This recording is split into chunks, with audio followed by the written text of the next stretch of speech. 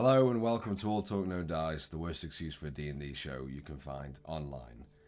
From last we left off, the Companions of Fate were in the throes of battle, facing off against the local Heron tyrant Mogrush the Defiler, within the underground campsite placed inside the Crawler's Respite. Partway through the encounter, time suddenly glitched and reversed slightly, and you were quickly joined by an unsuspecting Theron. Bar nearly reached his end as all of you banded together to lash out and send a barrage of attacks to the power-hungry orc. In doing so, Gerald managed to push the creature off of the raised walkway and he plummeted 50 feet down to the hard ground below.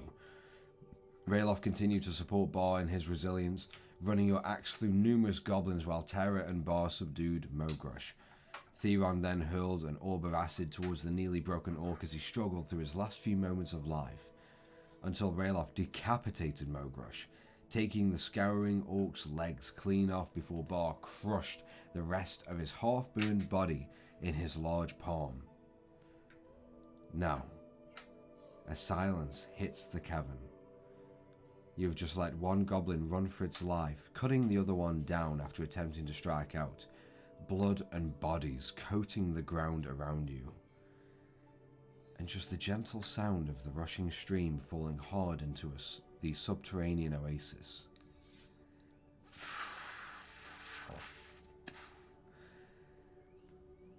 This is where we pick it up. So, I know a couple of you had things you wanted to do right at the very end that we didn't pick up.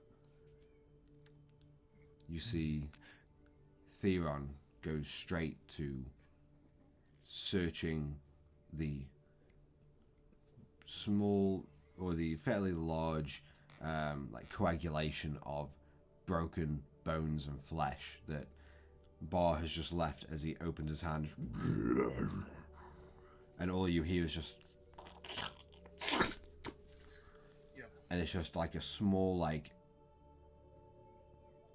imagine what raspberry jam, but with teeny little bits of jalapeno just dotted in, or green pepper. Imagine that kind of ordeal, and you just see those bits of green flesh still poking through. Unknowing in the moment, was it a shoulder or an elbow, or maybe that was just part of his cheek? And just bits of flesh and body all crumpled into nothing as Bar just lets the matter fall from his hand. You see Theron kind of go straight to trying to search what would have been a body, finding the legs, and you see him just quickly search around, and I think I remember, Tara, you said I noticed a bag. Yes, you noticed a fairly sizable, I'd say about a good two handfuls of a belt pouch, like a fairly durable, thick belt pouch that seemed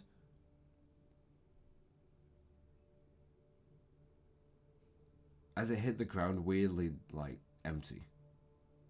For what it looked, it looks, and it still does. It looks fairly hefty and ready to contain, quite a few small little knickknacks. But as it hit the ground, all of you just hear just a. I'm gonna flutter down with my boots. Yeah, all of you hear in the cavern the echo of the. Just begin to just crawl around as Tara just floats down. The floor, I'll clip my heels together for them to fully stop, and I'll walk over to the bag and give it a little rummage, have a look at feel the weight and the proper weight of it. Yeah. Have a full inspection of it. You as you put Mogrush's sword down. I think you're the one who held it. Yeah. I do have it. Yeah. Yeah. Putting it down, you rummage the bag and you shake it, and nothing. Just. Did it seem the kind of weight as my the current bag of holding kind of a felt lot, like at the lot lighter. a lot lighter. Okay, I'll give it a good old hand rummage. Have a check inside. You put your hand in, and Yeah. as you push further, Yeah. you just feel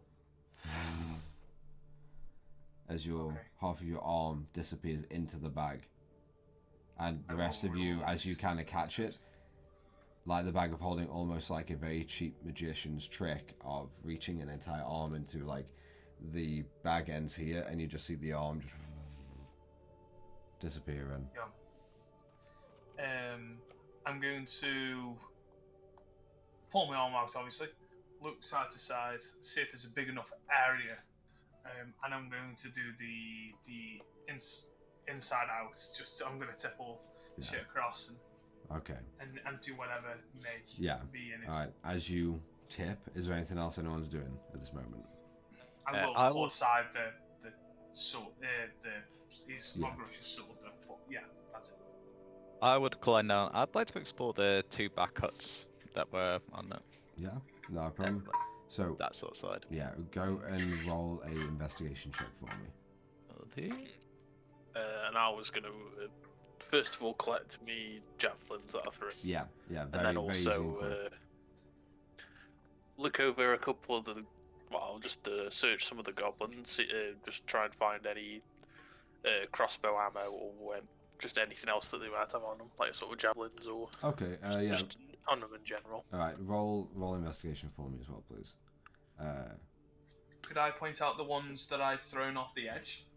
Oh yeah. Just as Rayloff is looking over, you can just You might want to check some of those over there. Hit the ground pretty hard. I don't think they were like fully destroyed. As you're also being pointed out by Tyron, just reminded either forget about that one, he's way away, or the one that was just on the precipice but still left on the battlefield. You collect 2 extra javelins. Nice. You collect 6 crossbow bolts. Crossbow bolts. And if you are looking, depending on how much you want to carry and how much you can fit in, you would also find 3 short swords. All common and basic in nature. Nothing spectacular about them. If anything, they're just a lot more decrepit and rusted. But you're not sure if the rust was due to moisture or blood, as some of the rust does have a sort of like crimson tinge along. Gerald. At 19. Sorry, Rayloff. I'll probably just say then with the short swords, I'll just stick them into the ground by the body, just sort of a show of respect that they were fighting for what they believe in. All right, and you hear that just begin to echo now as the stream, the small waterfall off to the far corner is still going, but you almost just blank it out for a moment as you all just begin to recuperate from what just happened. Gerald. At 19. 19. You go into the huts, and they are fairly basic and minimal, but you find 4 days worth of rations.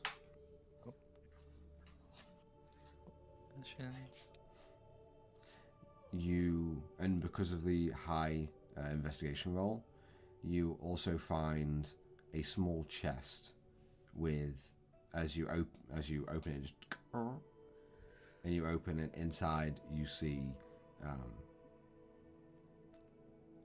a smattering of jewelry and silver pieces and copper pieces and a few gold pieces in there. But so much of like a small like amalgamation of years of stealing or collecting in this small chest. You would roughly estimate there's about 450 gold pieces worth of jewelry and coin within this small chest. Oh, nice.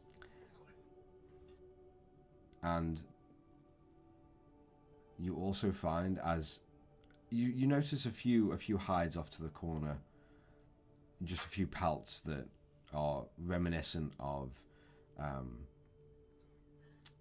what you had seen previously used on that note that was nailed and stapled to the crossbeam. Yes. So reminiscent of that very hyena-like hide and pelt.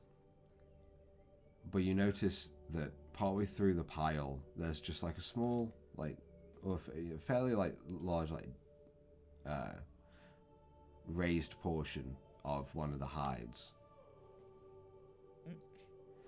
We'll move the hides, see what's behind it. As you initially go straight for where that rises in the cut, and you pick it up, and you just feel your back, and you forgot just how heavy these pelts can be when they're stacked. But you do take a couple off and just put them to the ground. And by the time you get to this small little raised one, you just take it off and you just drag it away. And underneath, you see this very almost tribal and ritualistic looking crossbow. Light crossbow. You see the wood itself is like a dark mahogany. All the lines are sleek and measured.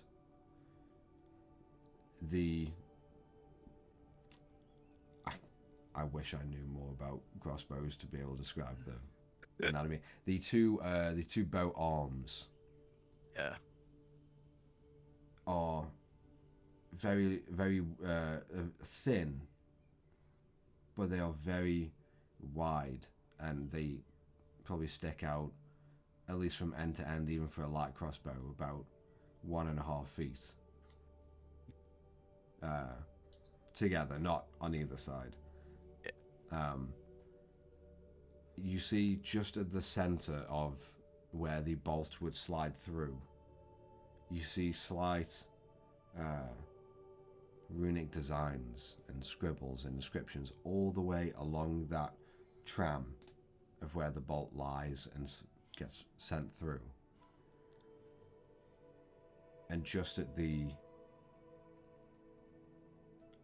pretty much dead on center of the crossbow, between the two arms, as if the crossbow was being pointed towards you, at dead center, you see a small little, almost like crest, but like tiki mask, with one eye open and the other crossed out, and no mouth, of this small little oval tiki mask, just stapled firmly, only about 2-3 inches tall and about 1 inch wide, 1.5 inches wide, but it is firmly pressed just below where the bolt will leave that tram.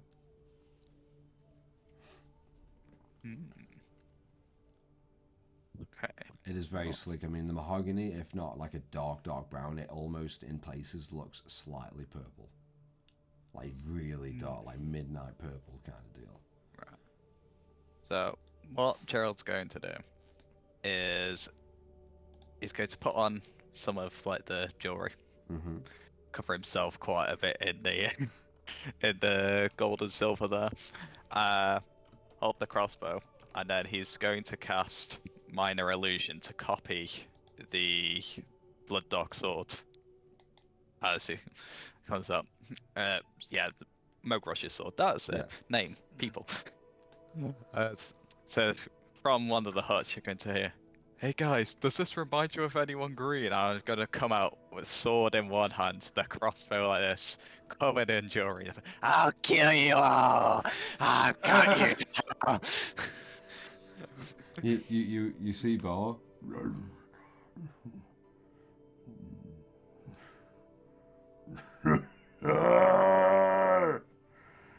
Funny.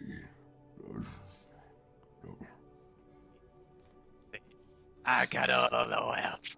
You puny mortals have nothing. Yeah. You see Bar in the moment. Silly orc. I crush you. And he goes to, like, reach for you. And he just... This is a game. Yes, Bar, please. It is still the game. Sorry. And he just puts you down.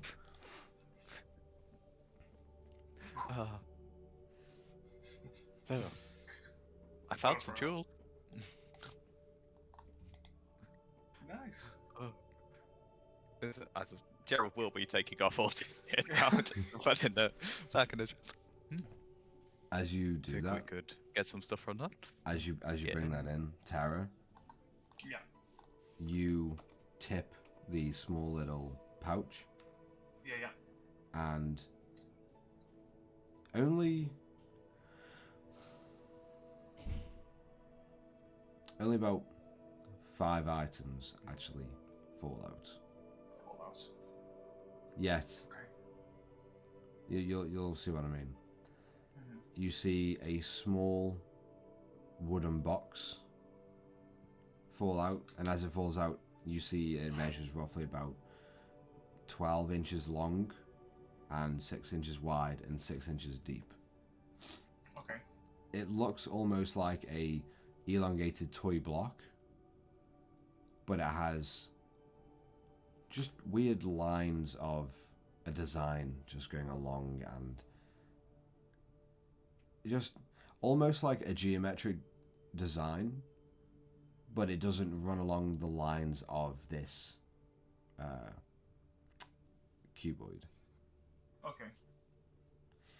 And you also see fall to the ground with a clattering, just and just loud, like, ringing of metal hitting stone, and it's ringing out before you have to put your hands on them to stop the ringing. Stop the ring. And it's just ting ting ting ting ting ting, and you see 4 just gleaming stainless and chromed horseshoes.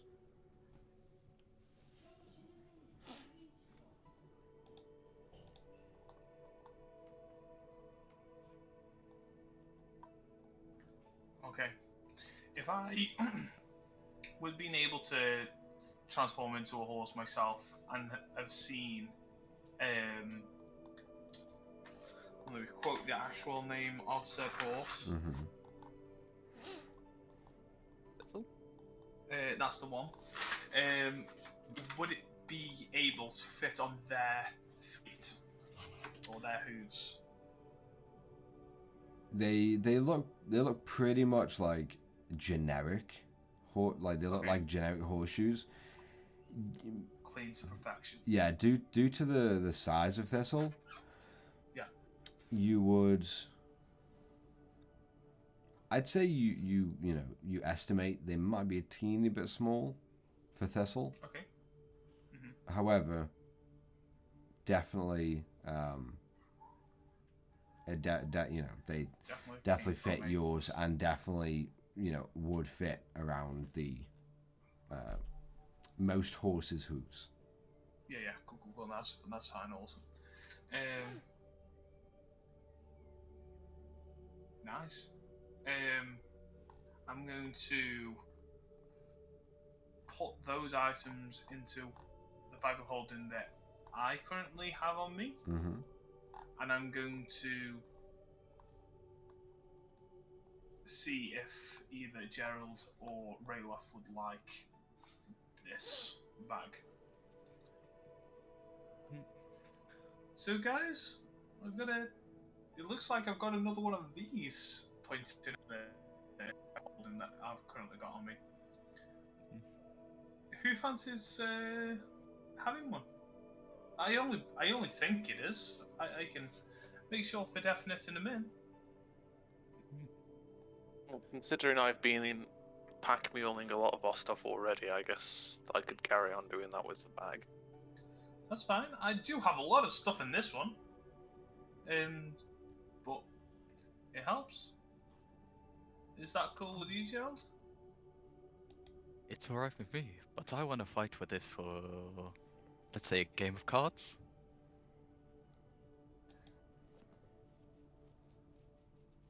Really? You want to fight for it first over cards? Well, you're a lot stronger than me. I'm not going for a physical fight. And you think a game with sleight of hand would be Oh, better? I was just gonna go whoever picks the higher card wins. I'll hold the deck if you like. Done? Sure. I will hand the card to my deck of cards to Tara. Cool. And As- I will, and I'll put the bag, or the bag that I've got spare on the floor. I suppose we'll just ignore aces. Roll a d12, Chris. Fair enough. I'm shuffling while you do what's doing, and then And I pulled out a 2, as it turns out. Well, I got 11. You fucking So- win then. That'll be a jack then. Oh, looks like you win. put the cards, Ow. give you your cards back. Congratulations. I'll even throw in the crossbow. I'll hand in that. That's alright. Sort of, give it a quick inspection. Look at it. Although, I think it Sure might you be don't kind want of to like use- Tara and target people's heads a lot. But you don't want to. I mean, I already have a crossbow. No, it doesn't suit my style. I'd either use my magic or be up close. You think this will help you, Tora? Sort of- You know what? I'll happily take your other crossbow. I think I've got a hand crossbow, but I can always put it in the bag just in case. Hmm. You take It- that one that Gerald gave, and I'll have your standard old one. Whoever takes that one, it's definitely magic. It has runes I- on it. I can check. We can sit down and check. I've got some things I want to check myself. Well, how about you hold on to it for now then? I'll sort of just Okay. hold it out. Yeah, I'll take it from you. I'll sort of, yeah, I'll hand over my light crossbow to Tara. Okay, cool. Do you need any bolts or? If you give us a sec, I can have a cheeky look in my bag. Put a lot of stuff in my bag. I'll just Um, start transferring some of me just what I'm carrying into the bag then. Yeah. As you do that, Tara, Yeah. you notice as you're making a little bit of space for Rayloff, like next to you, as he's like passing you things, and then he's putting stuff in the bag. Yeah. Are you giving him the small pouch or the sizable pouch? Yeah. With Yeah. right now nothing in it. Okay. You pass him over the pouch, and as you do, you kind of just like kick that cuboid just off to the side slightly. Just gives you both some more space, and as you move it across, you see underneath, on the ground, a small velvet pouch. It looks somewhat empty but somewhat full at the same time, as if like there's a 4-inch by there's like 3.5-inch by 3-inch case, Or something that could go something that's inside in of. there in this pouch. Yeah. Okay. And it's just a deep like crimson, like velvet crimson pouch. Okay. Looks like it has something in it. Once I've passed over the this bag, I'm going to probably sit down with some of the items that I'm gonna say, and going to use the. Well, I'll probably more inspect that just generally for now. But then eventually I will want to identify the items. Okay. So, what are you doing with the pouch? Sorry. This is right now. I'm going to manually investigate what this is just by eyesight. It's just another roll a box perception with a check for me. pouch or anything I need to. Yeah, think I was about going to say because investigate yeah. fully. If you're looking at it, then it's just perception. If you're getting hands on, then it'd be investigation. 13. You kind of like, without really touching it much, you kind of go down to the ground and you look in. As the pouch is like partly open, like sort of like, you know that like loose closed, where it's like gently just closed, but you can still see in. Yeah. You look inside and you see a light brown oaken box Inside of this pouch. inside of the velvet pouch. Can I carefully try to open it? Yeah, absolutely. You very gently and very hesitantly just. Yeah. And are you reaching in and pulling it out? That's my attempt. Yeah, Yeah. you reach in and very lightly just. Try not to break anything if it's like really fragile. Yeah. Or anything. And you and you pull it out. And just in the moment of you, like just locked in this like very tensive moment, you do manage to pull most of the small little box out of this pouch. But you hear just off to the side of you all, guys, and you begin to hear.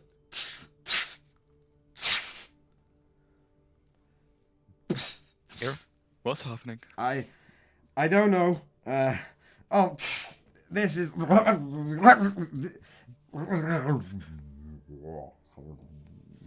don't know. What's going on? And you begin to see just lightning and that similar arc begin to. And just emanate around Theron's form. What are you doing? I'm going to try to put the box back into the pouch to see if it was me that's just... You gently put it in, and the form is still shuddering. And Gerald's going to try. He's going to try. It's going to fail because he's got no third level spell slots. Dispel magic actually at Theron as well. But of course, that is just going to fail. He's going to be like... Guys, I don't know. I don't know. Yeah, I'm gonna try to shout. Where were you before? Where were you before you came here? It's not a ship in it.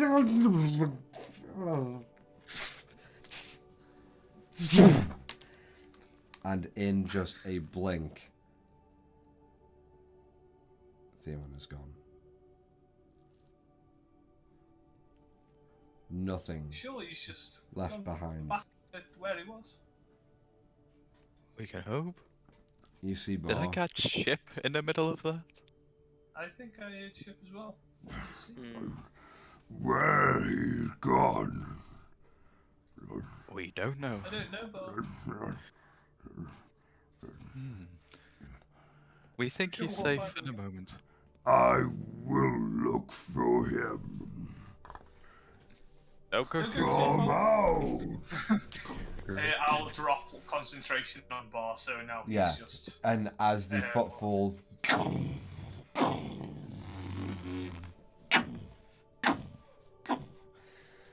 still a thud, but a lot lighter, and you were almost all too used to seeing Bar at this colossal size before Tara just remembers it and just brings him down. Still huge, just a lot less huge. Yeah. As you see Bar he goes to like the sides of this small like cavern, and you see him beginning to look through the walls and the rocks, and down and you see him like crawl to the side of the precipice and his large mitts hang over. Hello.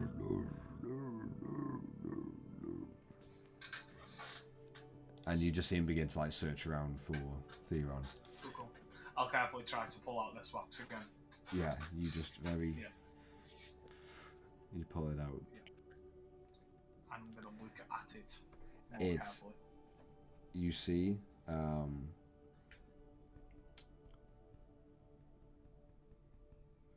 you see set upon this oaken box in gorgeous calligraphy, in common, it just says, in almost like a white pearlescent font or colour to the text. You see, almost as if it was handwritten on a piece of parchment, but set into the wood. Okay. Like carved into it. Yeah. Cool. And it says, your chances are weighed. What will fate bring you?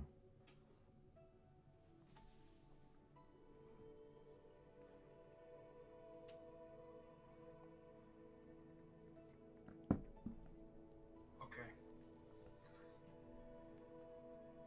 I'm going to use the items that... What's... Oh, God's sake. What do you The eyeglass. to? Yeah, Duke. the eyeglass and the Duke. And sprinkle the stuff on it to be able to identify. I'm going to use identify on it first. Not anything else. I'm going to see what this is. Okay. As you just spark the eyeglass up, and you lean the magnifying glass down to it as you go down. Yeah. You don't sense anything magical about the box itself, or find that the box is of any importance as far as Arcana is concerned. Okay.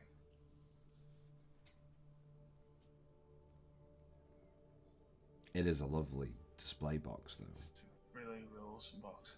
I'm going to put the box back inside the pouch and put the pouch back where the box was, like where I saw it in that bigger box. Right. You And notice on that cuboid that it was underneath. Yeah. You notice there was no crevice or indent or place where this would have sat. You figure in the moment it must have just been like fell underneath the cuboid as it landed when you tipped the bag. Yeah.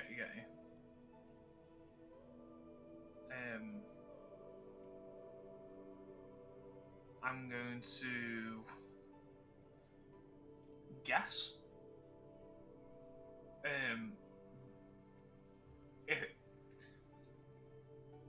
If I only see it by moving it, by trying to replicate it in reverse, so I'll put the bag down and then I'll kind of like roll the box back on top of it to see if it suddenly just disappears.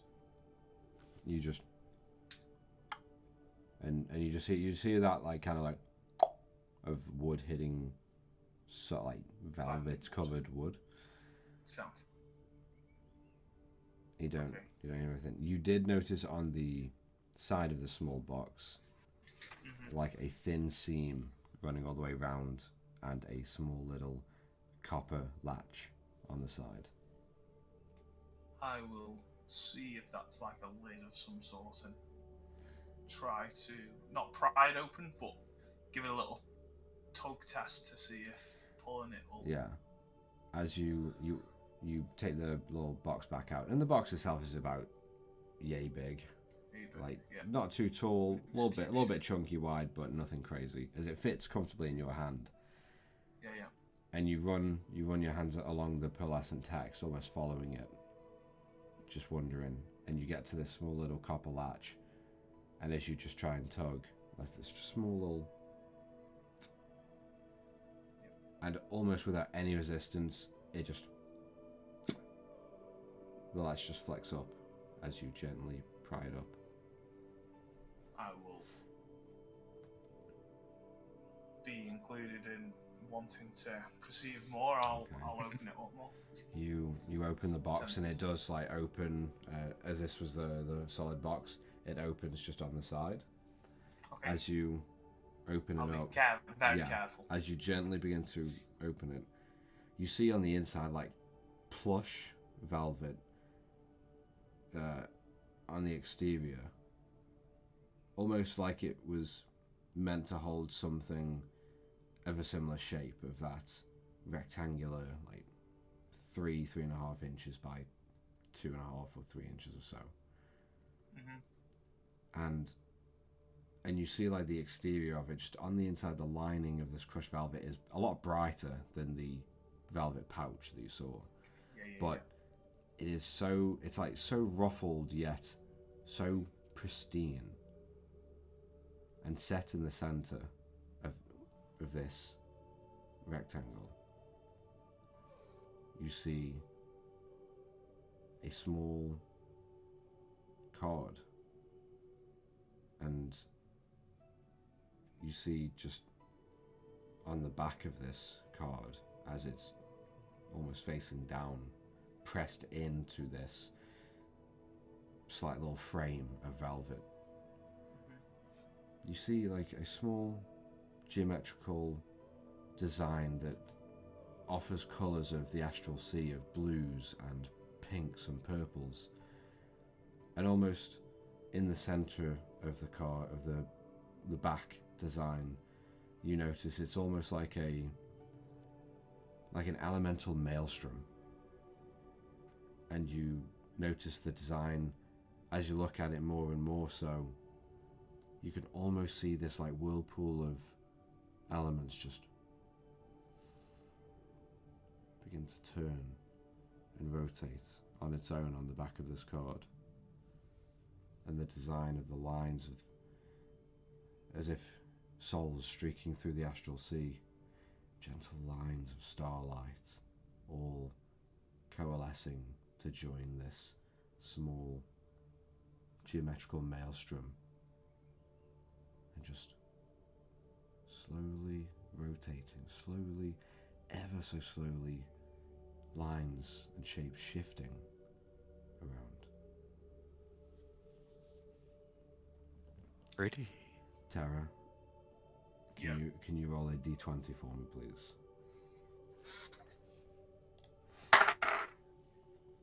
It is a 4. Okay, thank you.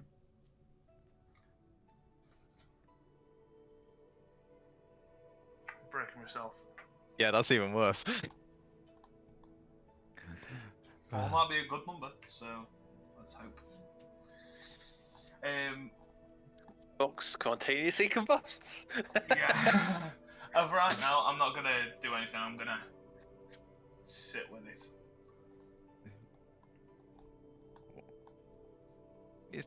If Tara's doing that, Jared will pick up the identifying glass then. Magnifying glass. Okay. And yeah, we'll think. I'm assuming that you've just put the items all on the floor, haven't you? Yes. So we'll go with the crossbow. Why not? Okay. You take a second to get the powder ready on the magnifying glass, and you quickly just give it a small little light as it flashes, and the glass just begins to turn a slight purple and amber. As you look through, the crossbow is a vicious light crossbow. Yes. Meaning, when you roll a 20, when you get a critical, actually, no, well, it says when you roll a 20 on your attack roll with this magic weapon, the target takes an extra 7 damage of the weapon's damage type. Is this like a modification, so you double the dice and then add 7? Yes. Awesome.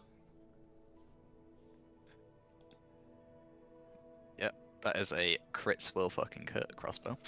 Yeah, that's it. Then yeah, we'll move on to the sword. Yeah. The sword. Okay. Oh, gracious sword. Do you mean You our find sword? as all the information just launches into your head, almost hurting for a second, before all of this weird, like, blueprints and, you know, arcanic runes and designs just all flash in your eyes. You find that this is definitely not just a normal sword. It is a sword of vengeance.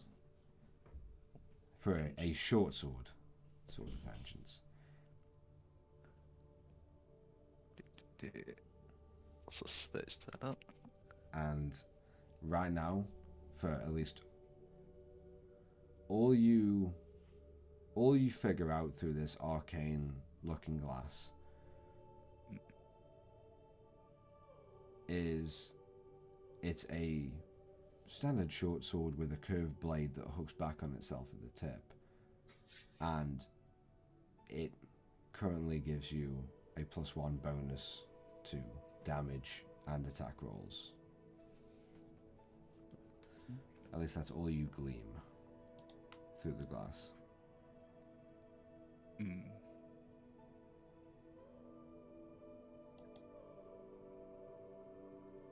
Well, the eyeglass doesn't say the sword is cursed, but I call bullshit. Yeah. Nothing sucks in blood like that and is not cursed.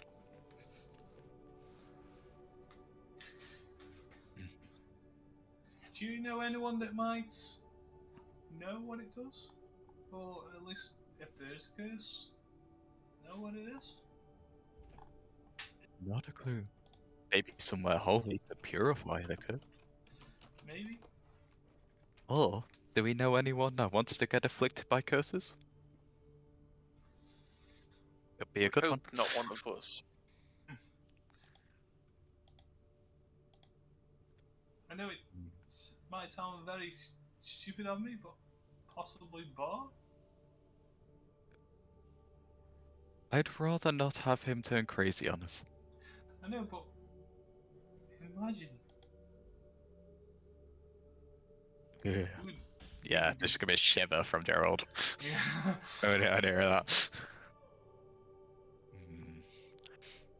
How about we not do that Yeah. until we know Yeah, if the sword is safe? Yeah, good idea. I Let's could know toss what it it down is. the edge as I pick it up, and he's going to be like No. half. Yeah, we'll keep it. We'll keep it for now. We'll keep it for now. Okay. I'm gonna look towards where Bar's gone. You notice he is still currently over the edge, like not over the edge, but he's just on one of the edges of the precipices and the abysses that have gone down, and you see him just trying to squint.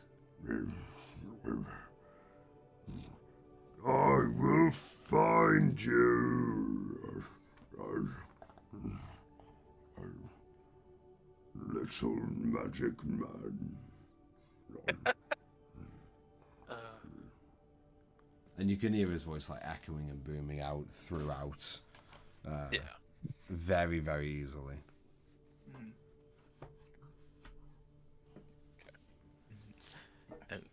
What other items were there left to do anything? There was the wooden cuboid Um, and several horseshoes. yeah. Yeah, we'll do horseshoes and cuboid. Okay. You find these.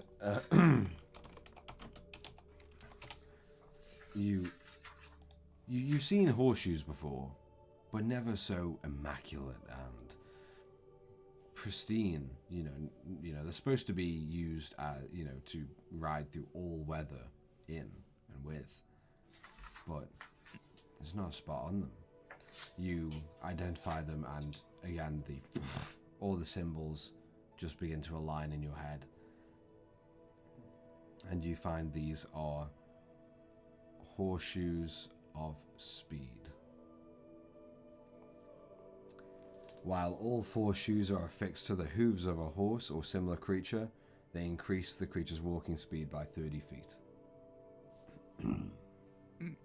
Does that require attunement?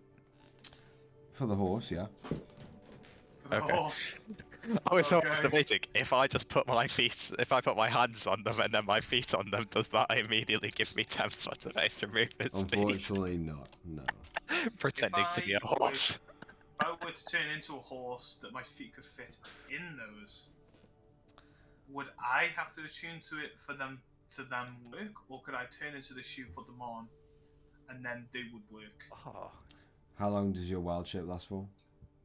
Right now, with the up of level, 3 hours. You would if you wanted to, you could do that, but you would technically, you would have to, if you already had 3 attuned items, you'd have to take 1 away, attuned to the horseshoes, and you'd only have them attuned to you for 2 hours, as you would change back, breaking the attunement on the creature or horse or similar creature. Get you. But I could temporarily use them. I will say yes, yeah. Okay, that's cool. Awesome. That's pretty simple. But it would use one of my own attunement slots at that time. Yeah. To use them. Yeah. That's cool. Do we want to check this bag to make sure, or? Feel free. I would rather make sure there's nothing stupid. I feel like how I felt like when I got given the bag from Bar, it felt like that. But we could always... Probably better to be safe than sorry. Safe than sorry. So, Gerald, you are looking at the cuboid now? The cuboid is next, yes. Okay. For them. And then Rayloff, you want Gerald to have a look at the bag as well? Yeah. Okay. Again, the quick flash as the glass and illuminates slightly as you look through. And as you do, a lot of information this time pushes into your head. And you find this isn't just a small little toy block, 12-inch by 6 by 6 kind of like cuboid. You realize, of course, it's a folding... How could I be so stupid as to not instantly know? Exactly. You look at it and you think, well, why didn't I think this before? It's so clear to me now. It's a folding boat. The object... Obviously. Okay. The boat itself, the box is 12 inches by 6 by 6. This item also has... the item can be... this item, as you learn all this information about it, you didn't notice that there was some form of latch or lid on this. But as it comes to you, obviously it's there. It can be opened to store items inside. This item also has 3 command words, each requiring you to use an action to speak it. 1 command word causes the box to unfold into a boat 10 feet long, 4 feet wide, and 2 feet deep. The boat has 1 pair of oars, an anchor, a mast, and a lateen sail. The boat can hold up to 4 medium creatures comfortably. The 2nd command word causes the box to unfold into a ship 24 feet long, 8 feet wide, and 6 feet deep. The ship has a deck, rowing seats, 5 sets of oars, a steering oar, an anchor, a deck cabin, and a mast with a square sail. The ship can hold 15 medium creatures comfortably. When the box becomes a vessel, its weight becomes that of a normal vessel its size, and anything that was stored in the box remains within the boat. The 3rd command word causes the folding boat to fold back into a box, provided that no creatures are on board. Any objects in the vessel that cannot fit inside the box remain outside of the box as it folds. Any objects in the vessel that can fit inside the box, do so. And I'll put all that in the loot channel as well at the end. Full description of that thing there. Does the box work as slightly like a bag of holding then, in case of if I decided to put a second anchor or a spare chain?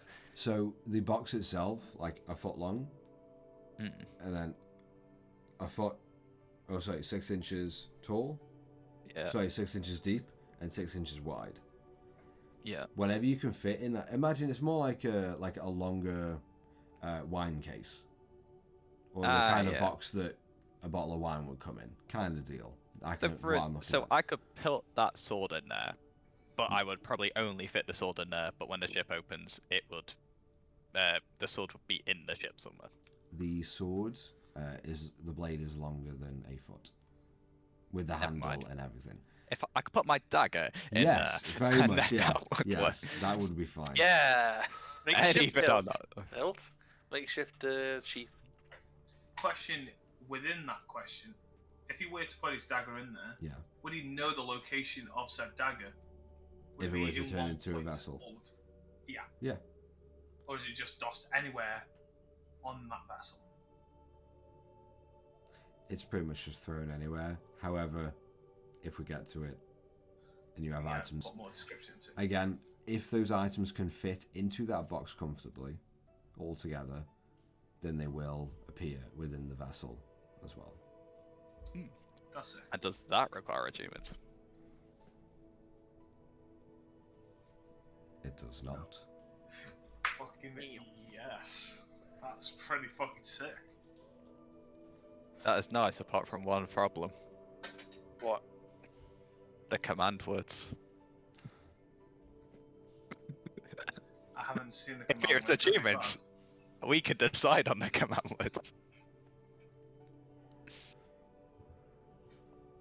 Well, I'll figure that out at some point.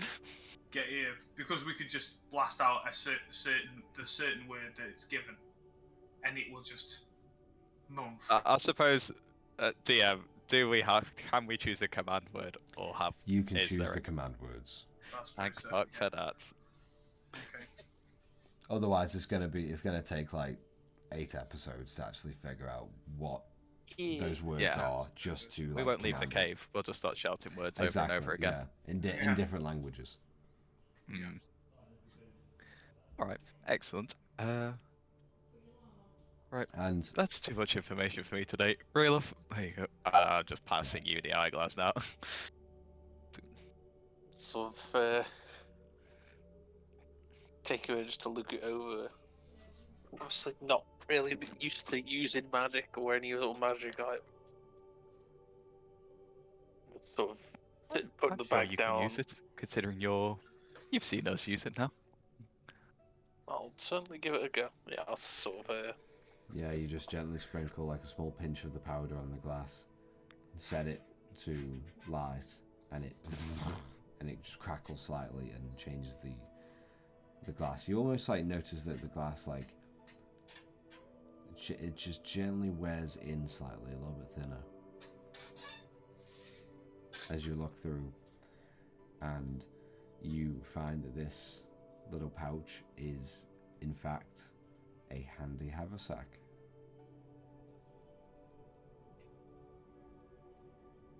What? Sorry, a handy haversack. Yes. Right.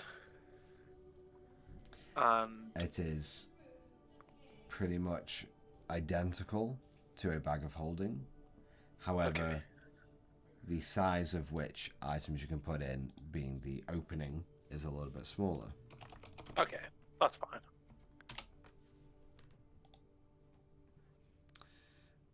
I can just read it out.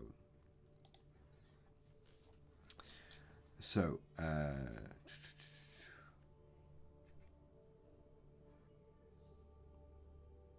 yeah, I would say right now, it is, yeah, just as description, you go on D&D Beyond for handy haversack, and it's all there for you. Yeah, I'm just having a read of it now. Okay. So it's got a central pouch and 2 side pouches. Yeah. I'll just say, at least as you begin to, as the information floods you notice just at the back you do see those sort of like small little side pouches set a bit further behind, almost blending in and not really too noticeable. But yeah, you have pretty much almost another bag of holding.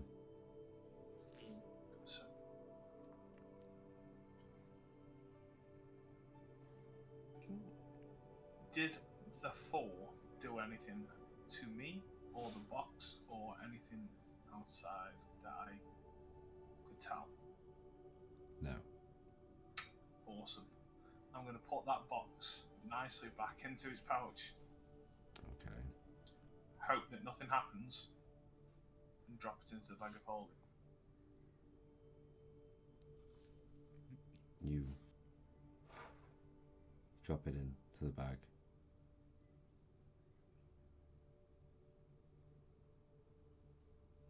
You feel the bag just slightly at your waist. And you just see inside, you just see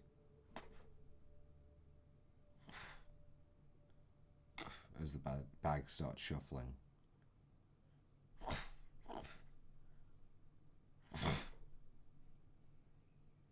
And you see the opening lid of the bag just kind of like contracts in slightly before it and just expands even more. Yeah. And you see that pouch almost jettisoned out. Like the bag refused to hold it.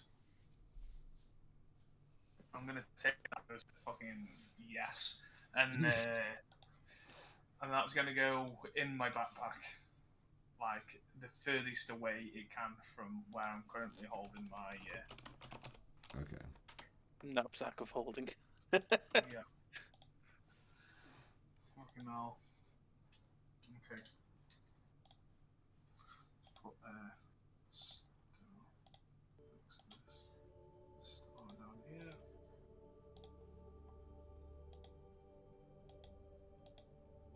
I'll hand the eyeglass back to Tara. Awesome. Thank you very much. It's a weird sensation looking at both of you, isn't it? Hmm.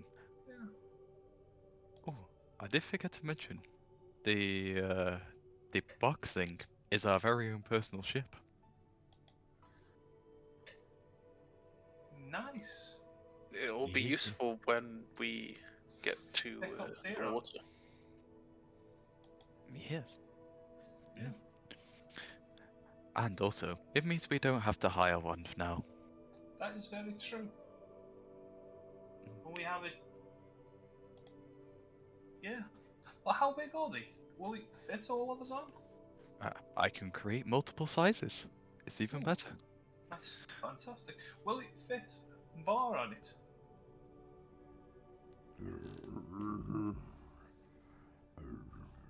We're not Maybe. leaving you, are we, Bar? I've never been on a ship before. Neither have I. There's a lot of rocking like this. So all the tunes, she's gonna keep going. And you just see him noticeably goes with He's your just- hand. Yeah. Like the sandy tunes, just all blue and waves, and the greens and whites mix in. Until you realise you don't have sea legs and you bark all the way there. You just see Bar like mesmerized by your description.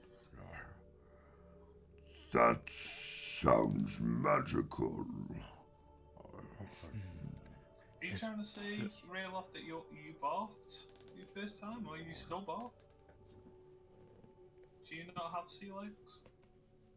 I didn't when I was about 3 years old, How and old? I was on a ship. How old are you now? 3. 3? No, 3. He's a big boy. He grows fast these days. Oh, what? Speaking of age, But how old are you? Obviously, you're not 3. Pointing at Real. I don't know.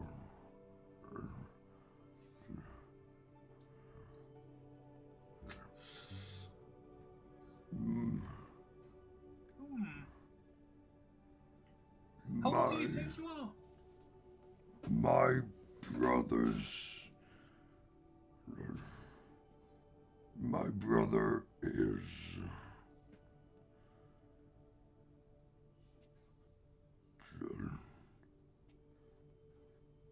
10 years older. Older?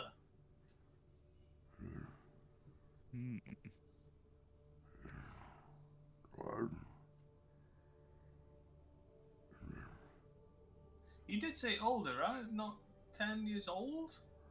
Older. Older. What's your brother's name? Sorry, Gerald. Tar. Awesome. Sorry, Gerald, you were gonna say something? No, it was more just Duke of we have the whole temple collapsed down. Bar has been residing in there for what we can assume is a fair while. And yet, what, we don't know even that Bar. How did you even get to these lands?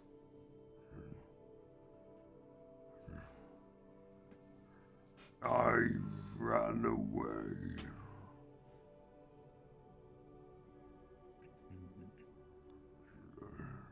And then when you found a place you could settle, you just stayed? No. I ran from my home to find my brother again. I found him.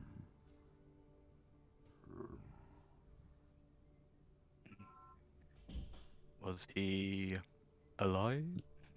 Yes. And with a lot more stories to tell me.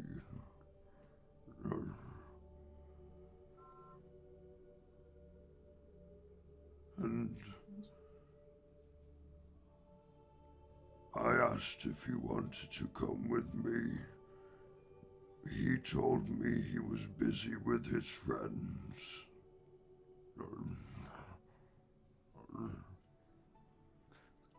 I'm sorry to hear that, Bar. That's okay. He said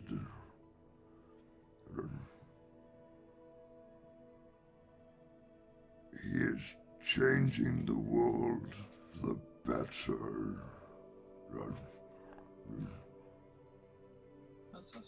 So I went away and said I will find him again.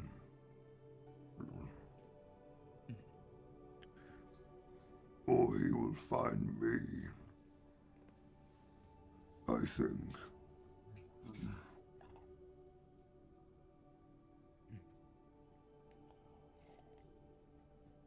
In which case, then, you should keep following us until you find your brother again. I don't want to slow you down. Are we in a rush for anything? But I know. Maybe to find Theron, but you're doing. That's exactly what you're doing right now, right? Trying to find it? Yes. So you're not stopping us at all? It would be easier if he wasn't so tiny. That is true. And for disappearing so often.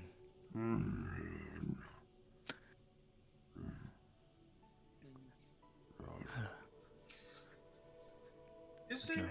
Sorry, Bart. Is there a reason why you don't like to fight? obviously fighting isn't good, but is there a deeper meaning? She's very good at it. And you kind of just like you see the smallest ogre blush you've ever seen. Yeah.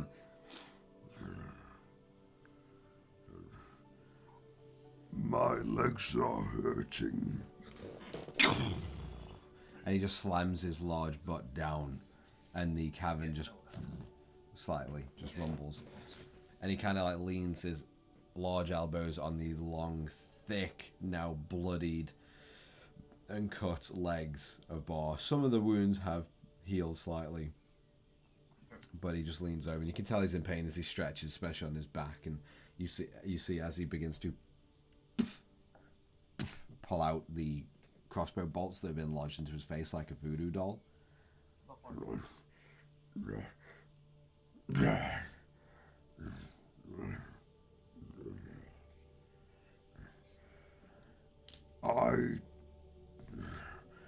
It's a story. Are we thinking about resting for a bit? I want to rest. Have we made some food and had a proper sleep? Do you think that'll be a good idea? I like sleep. Let me give you a... Make it slightly easier for you to rest up, and I'm going to go up to him and go... Sticks and pricks may make me itch, but up a 10-time pitch. And he's just going to then cast Cure Wounds with both of his hands there. Nice, roll for cure wounds. And With yeah, a I'll cast cute them both little at level limerick. 2. Nice. So we'll go with that. Yeah, so 2d8 each plus that. The first one is 16, and the second one is 13. So that's 29. Yeah. Nice. You see a lot of the wounds, especially on his legs as well, where they're all torn up. And they're just barely at the point where you can let them heal on their own, and they all look very manageable. And he should do a lot better after a good rest anyway. If we are gonna rest, we could do with not staying too long. We need to make sure the town is still safe. We don't know. It's true. But we got rid of one of the biggest threats. That's assuming they don't have... But we are relying on Duke alone. True, He but did we say can he was at getting least some make... friends of his to help him, didn't he? Yeah, he's going to his boss, and the boss is going to have some words with Brenton.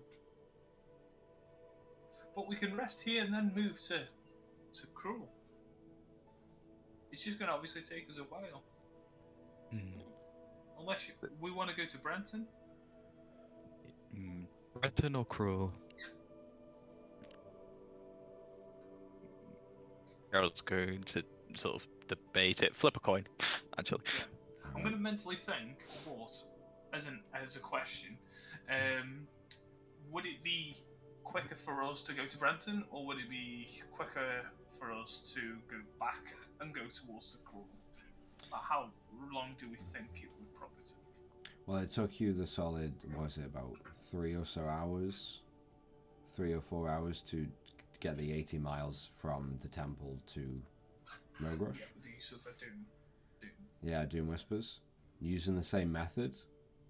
Not being held up at all. Fully rested. It'd probably take you less time to get over to Cruel than it would to get back to Brenton. Okay. Back in here. Even if we use the dunes, I think we're probably best off going to Cruel. Generally, I think it took us a lot less time. But then we are playing catch up if he's already left the city.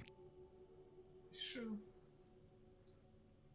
But maybe we might be able to help him if he hasn't done the job already. like he helped us. Yeah, you're right. Yeah, and then we kind of paid back a favor. Let's rest here first for a couple of hours at least. Yeah, definitely. I'll just start taking out me cooking gear and just set it up. Alright. What do you think about that bar?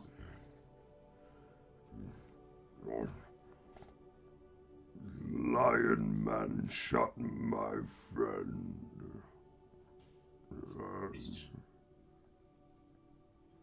It's true. He did help us though. Do you trust him? He shot me, and I trust him. He shot Theron. You know the small wizard guy? And Tiny then wizard. Exactly. And then he shot me. Trust is a big thing in my books. I don't trust a lot of people. But you, Bar, are definitely a person I trust. And the same as you. Seems like Duke of shooting people is like tar and beheading. It just goes hand in hand. Yeah, you're funny. Is that? Did you get that from the book? It's pretty funny. Amazingly no, but I'll add it. You see Bar almost questioningly grin.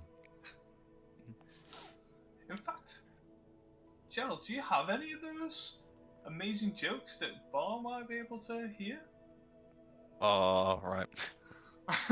Sorry, I just put you on the spot. You have. Sorry. Really? All of these are so good. Really, I thought we were going to say. Someone distracts them whilst I think of something, please. Yeah, I'm not Really, what were we going to say? Unfortunately, they're in a position where we have to trust him. Because if he doesn't help us, Brenton is in a lot of danger. That is true.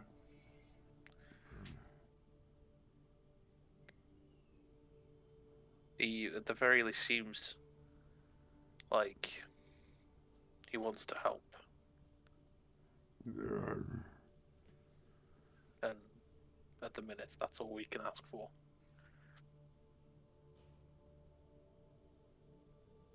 If he shoots us again, can I squish? I'm gonna say yes, but for Theron's sake, don't squish him with his watch. Keep watch. And you kind of just see Bar like take a second. I won't squish him. He does not deserve that. That's good. It was a trick question. Bar's going to roll an insight check on you. Do it. I'll roll deception. Ooh. Possibly. Where is it now? Okay, yeah. I'd say 15. Yeah, he knows I'm bullshitting. We'll roll to 12. You just see his eyes like narrow to you. Aha! I found it. Why did the troll fall back with his army? Why? Because he didn't want to be ogre run.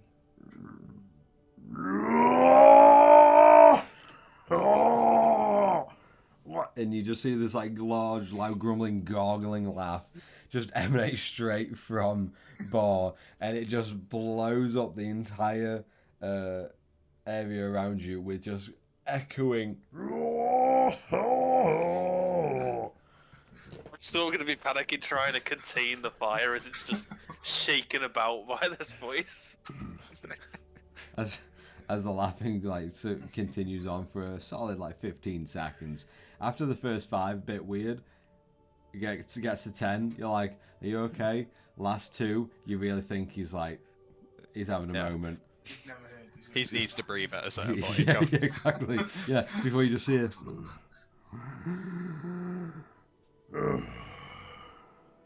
funny. I'm glad you liked it.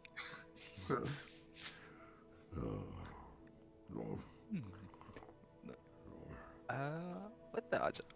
Gerald's going to put on Sheila's prying eye ring, actually. Oh. Hold on. No. No, I have to attune to it before something happens immediately. Oh. Why? This is not a I good say choice. one thing. That is not a good choice. Why are you doing It's this? actually a good choice. It's an amazing Well- choice. Don't roll the bad roll, otherwise, yeah. If I lose an eye, I lose an eye at this rate. Well, here's a question: have you stabbed anyone in the eye recently? No. Right. So just hope for not for eye for an eye then. Ah, yes. Gerald, Yo. as you put on the prying eye ring, you see the band itself kind of a little bit large for you. And you know most items like this, as you take some time with it, it does shrink down to fit perfectly and comfortably. As you gently slide it on, it straight away and just latches down onto your finger, squeezing tightly. You can almost feel at the end of your finger just your heartbeat. Oh, that hurts a bit more than I thought it would. As you do, you are now instantly attuned to this ring, as you immediately hear in your head,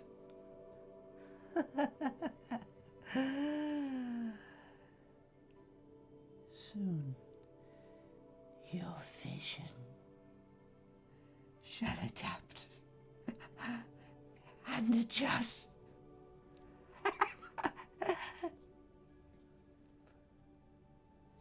I want you to Anyone else hearing this? I want you to roll 1d a percentile dice for me. This is where it's cursed. Was it just As- Gerald to Instantly, all of you see. Okay, Rayloff, I'm giving you the choice. Which eye do you want to keep? What? Yeah, he'll lose his eye, don't he? But knowing that his eyes are going to drop, I'm going to prepare myself to try to catch his eye. Okay, which eye are you keeping? You mean Did you say Gerald, real right? life? Yeah. Sorry, Gerald. I meant sorry. That's what I was That very makes more confused sense. for a Okay, second. sorry. Yeah, I was looking at Gerald, and I don't know why I said Rayloff because you're fucking here. Yeah, that's Yeah. why I was like, what? So Gerald, sorry. Right, odds I lose my left, evens I lose my right. Odd, I lost my left. Okay, both of you. Oh yeah, because I think I was going to say Rayloff and Terry. You see, but then I went to question it. You Yeah, see, as Gerald puts on this ring, and you see it's like a confused look on the Kenku's face, and Gerald, your eyes kind of go slightly wide as you hear that muttering, like cackly voice, gently whisper inside your head, before you blink a few times, and both of you see from underneath the eyelid, you see a swelling.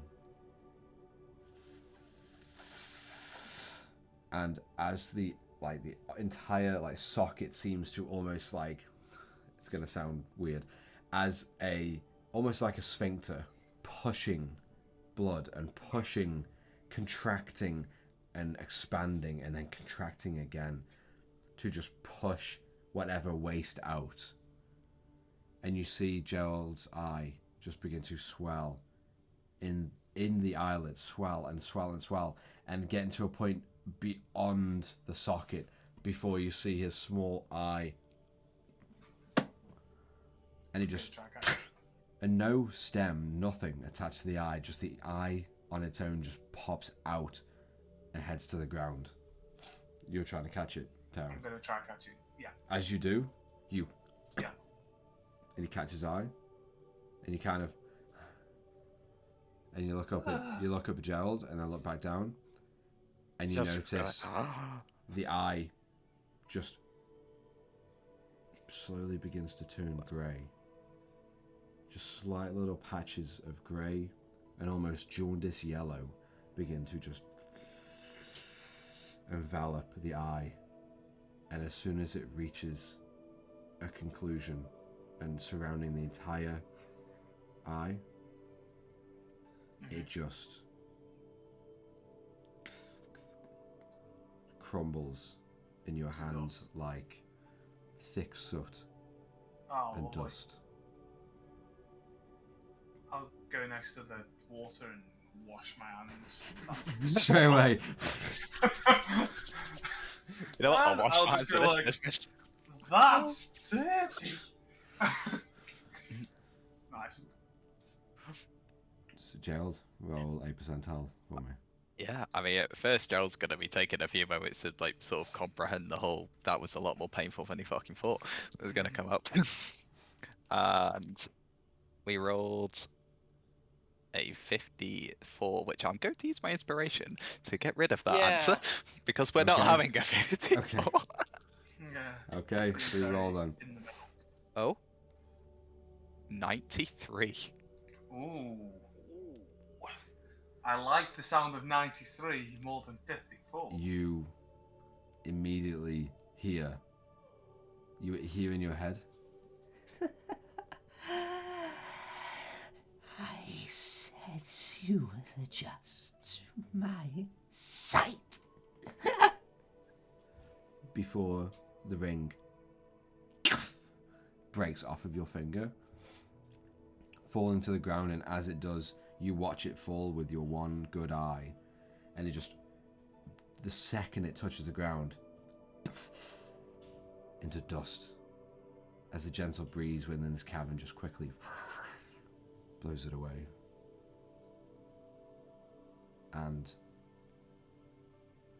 within a moment, you feel a sharp pulse in your head, and you begin to hear inside your head,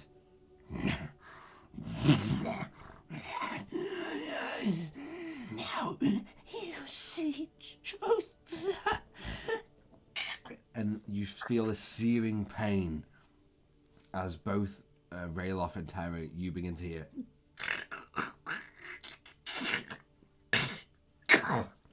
as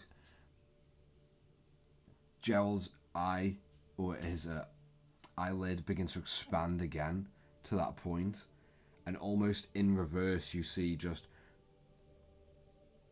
being almost like created in an instant, just building out this large socket is a small, just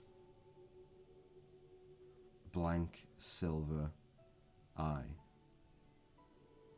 with a small copper iris set in the center, and as it solidifies, Gerald, you blink and the swelling instantly goes back to normal. And you blink a few times, Gerald, and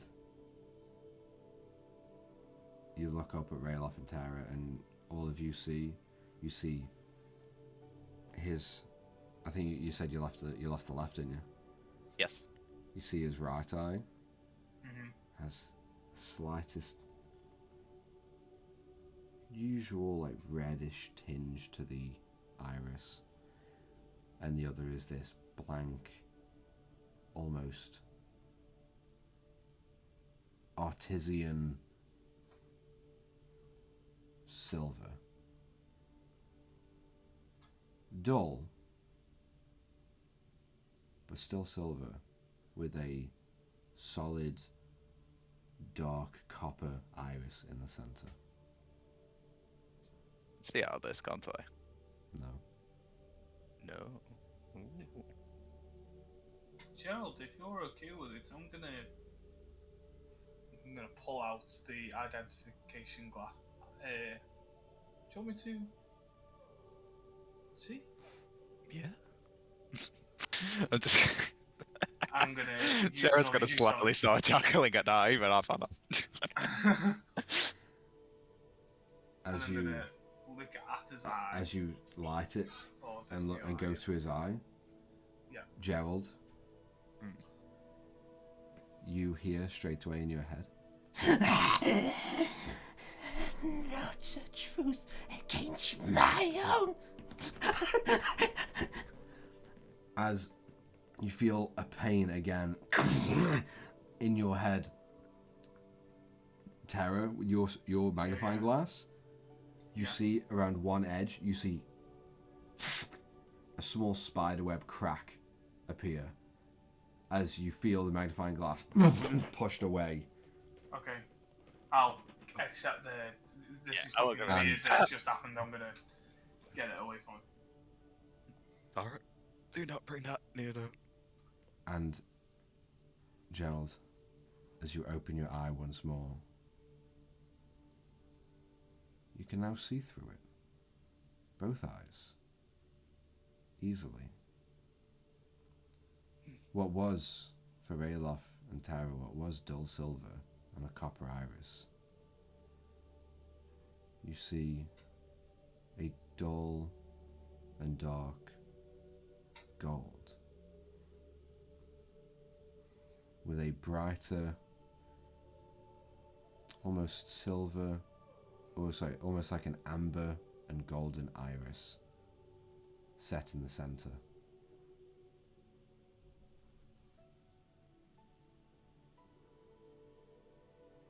Just gotta wait a sec. I was just gonna be like,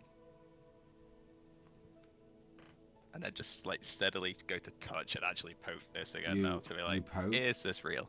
you poke and you touch it, and it is almost like a solid, like metal ball bearing, but like a large one.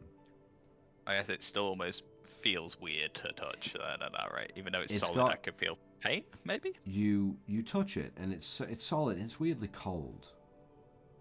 Even inside the eye socket, it's cold, but it's not spongy like your normal eye. It's not painful or irritative. It's just hard metal, cold, and weirdly sticky and moist.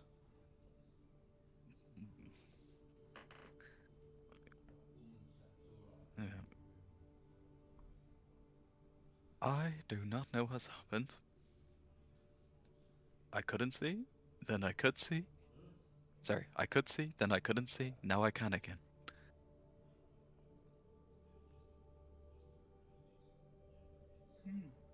I'm guessing. What can you see?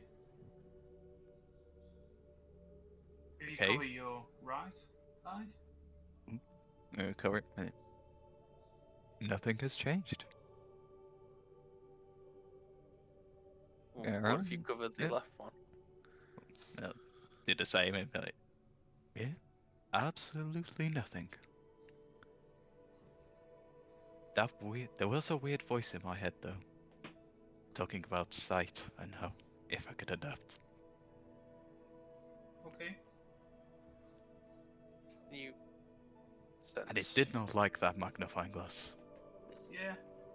I could tell by your reaction. you I'll look at feel the anything? identifying glass. Does it look like it's still got the glowing runes on it, or The runes, it the used runes have been dispersed. okay? Yet there is a visible slight spiderweb crack towards one edge Part. of the glass.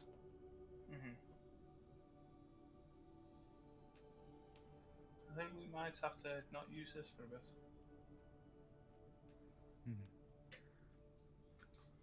So maybe Or we leave it with me for tonight. Gerald, Yes. you hear gently creep into your mind.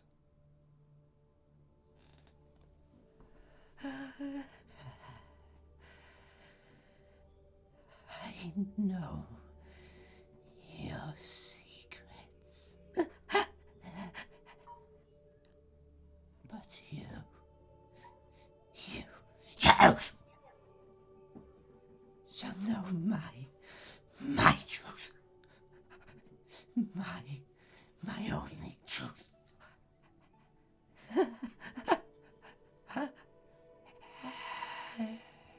In my head, I was go.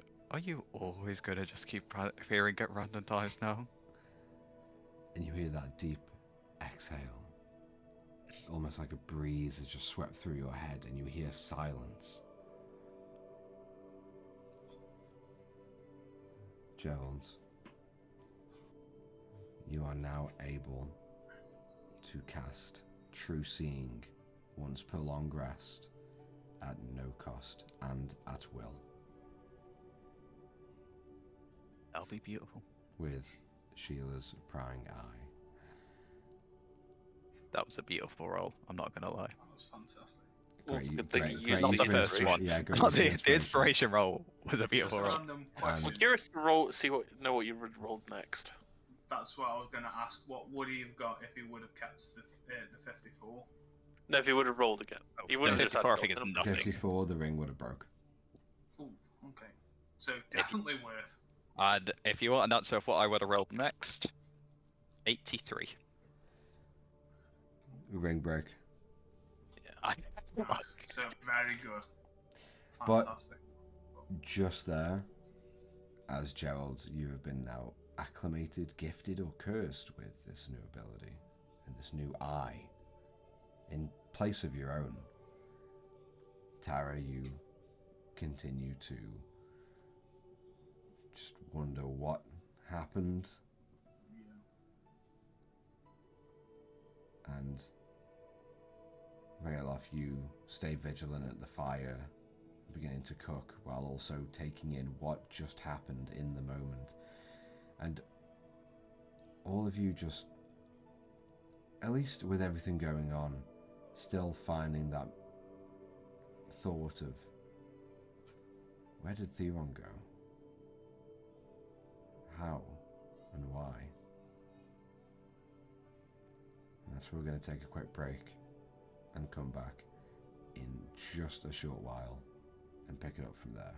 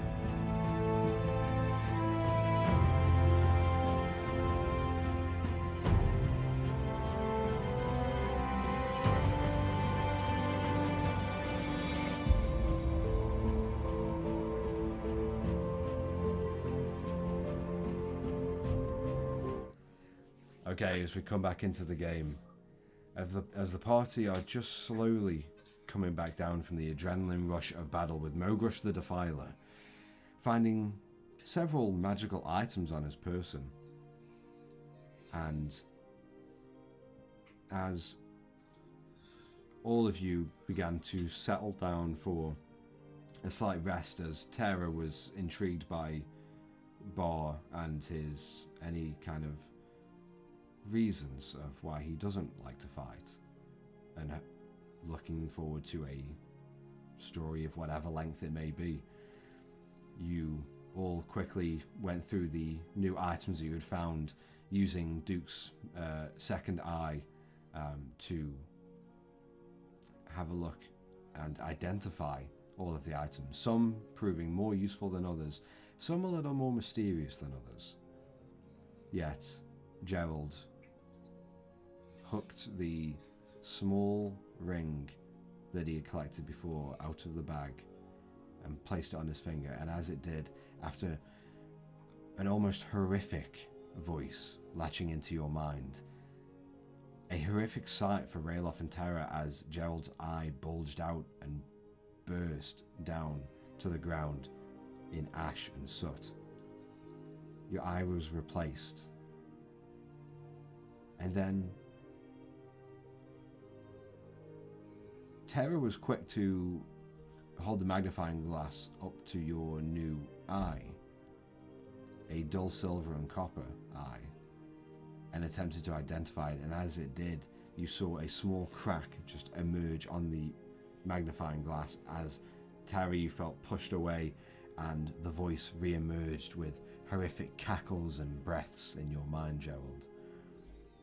And the pain of your eye came back once more, and after moments, you were given a gift by whatever or whomever this creature was or may be in your head. And as the knowledge and the information of what this new eye that has replaced your own can do, this is where we pick it up as you all kind of regale from this late morning, midday horror show in this underground cavern of Mogrush the Defiler and some of the herons. You see Bar is still just curling up and putting his elbows onto his knees as you just hear the heavy breathing just kind of rummage through and almost slightly cut through the rushing water of the waterfall and stream into the subterranean oasis just a few feet away. Cool. So it appears to be 2-1 to Gerald versus the ring. Not only have I gained it, I got my eye back, and it's magical. That's fantastic. And I don't need an eye patch. Woohoo! How is it magic? See, number one, it's quite solid. I can't. It's not really squishy. As I do It's a intensely little scrub. tough. Yeah, so as you start just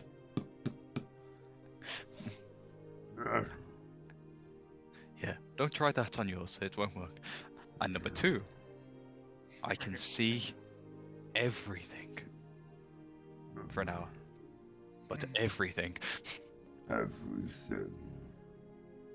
Hidden, invisible, even out to a secret plane.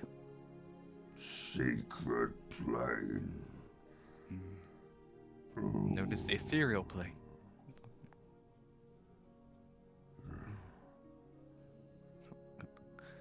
Lavender? I don't know. I think it just, well, does it look cool? I can't tell. It looks shiny. I'll take it. Shiny is good. Do a quick glance. It doesn't. It looks like a normal eye. It's a quick glance. Yeah. Not too hard, Bart. Sorry, It's gonna hurt if he does. I don't What's want for? to hurt. Are you in a comfortable position? Hold on.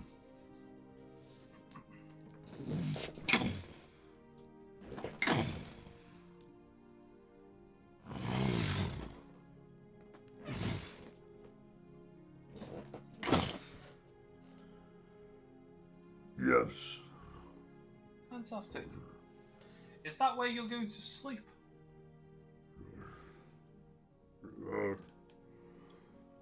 I think so.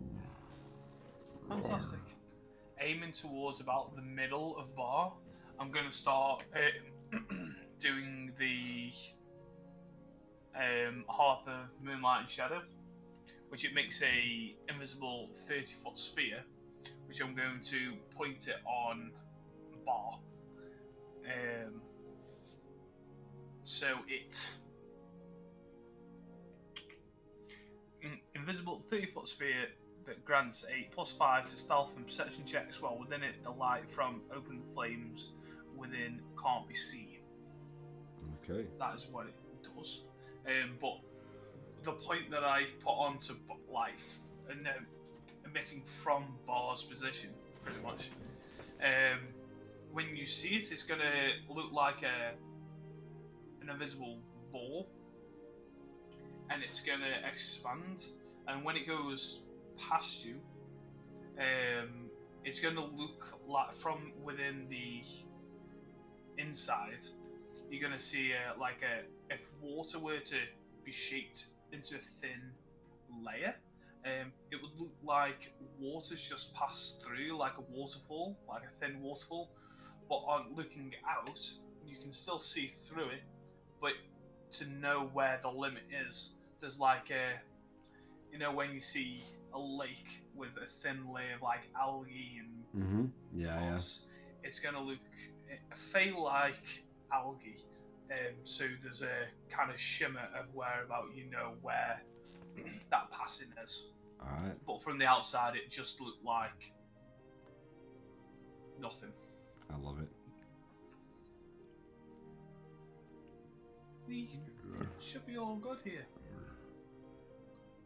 That's pretty.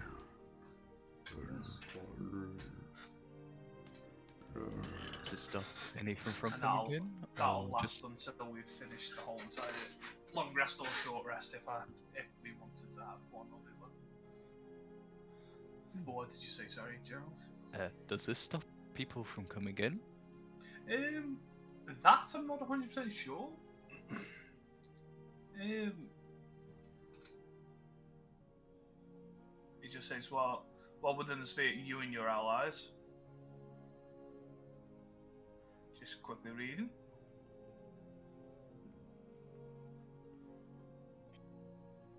Okay.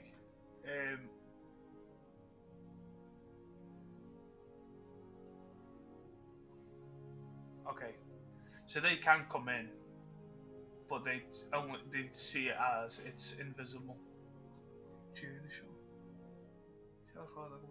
But they don't see it, they just accidentally stumble upon it.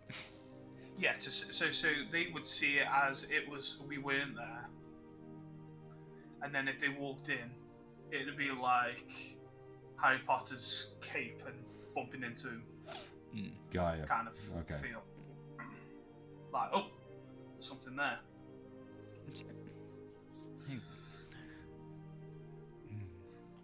I'll make sure of that in a lot later. Well, we'll just hope no one wanders down the stairs then. So, Bob, the story. Oh. As we're trying to get comfortable with. Yeah, you see him shuffling around slightly, kind of like resting against one of the back kind of walls of the natural cavern wall as it kind of slopes up behind him. I'll make one of my good berries as well to produce 10 and give them to Rayloff as well. I used to fight a lot.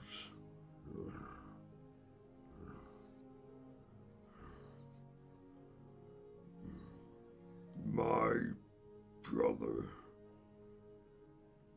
did not like fighting.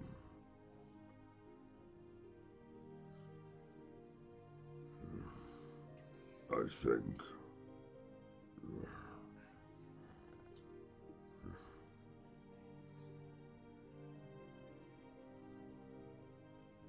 He must be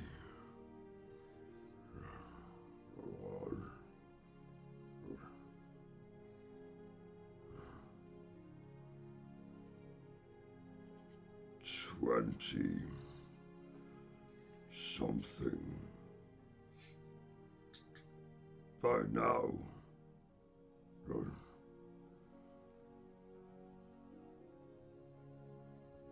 When I found him,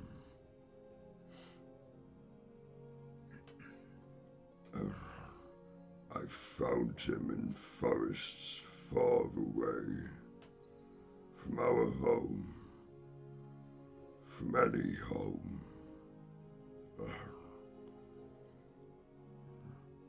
He found me and I found him. He cried and cried and cried.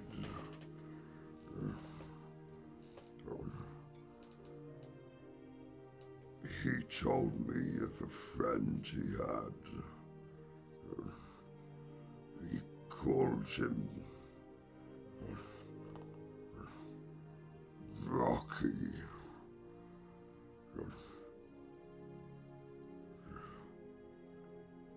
He told me his friend had died trying to stop something, to stop the fighting.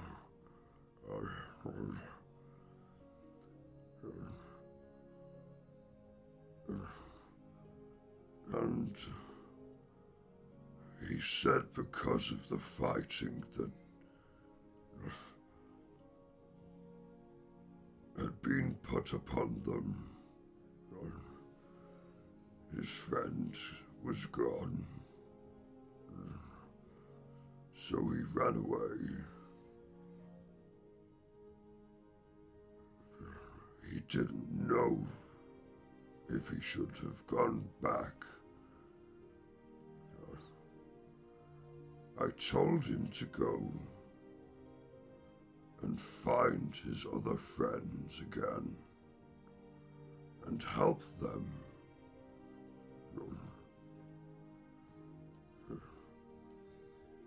He told me this friend was very small. Like us. Smaller. That is small. And you see his eyes dart to you, Gerald. Except for you. So I am small. Yes. Oh.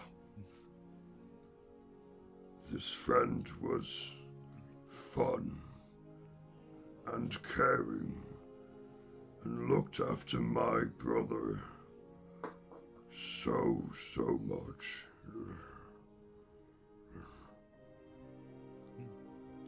So, knowing fighting had caused my blood so much pain, why would I do that to somebody else?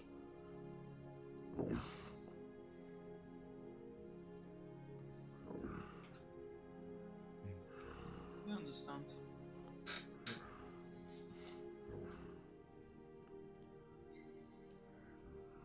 I do like your reasoning. He told me more tales of his friends. One with horns. A little girl and a quiet elf.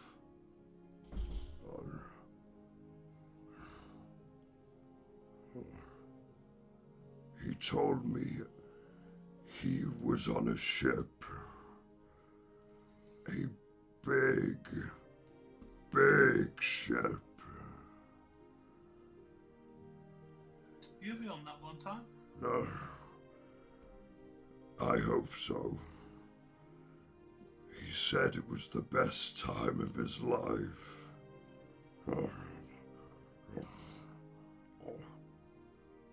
Is ship big enough to have the ogres? 2 of them. Two. And he kind of leans in slightly with a almost mischievous grin. Yeah. He told me he made a special lady friend. I see. What was their name? Do you know? Dick.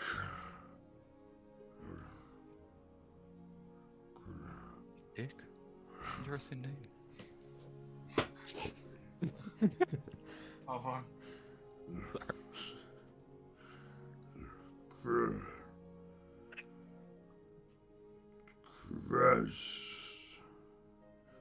Gressel. Something.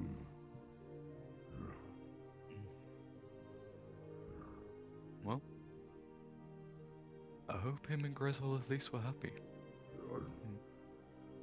They were very happy. He told me she was betrothed to another. That's a shame. Wasn't for long, though. Him and his friend became betrothed to Gretel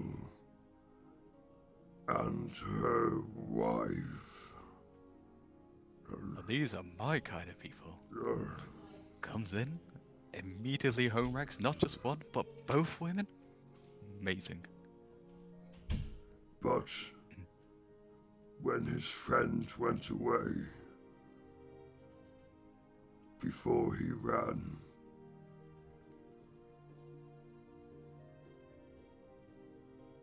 Gretel's wife, a small gnome woman, she was so broken, and she hid away for days and days.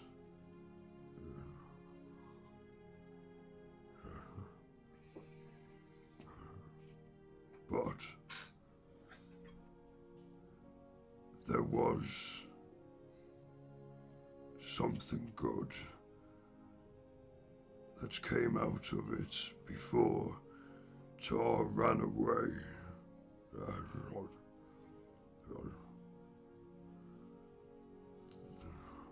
This small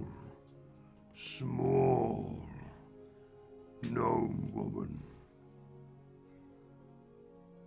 announced she was with child, and that was my brother's friend's child.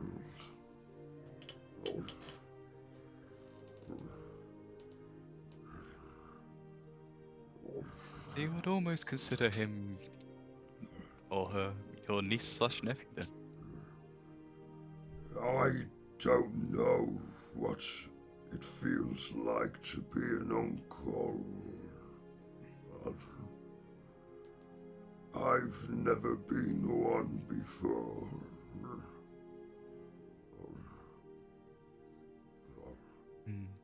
I imagine it's like parenting without the responsibility.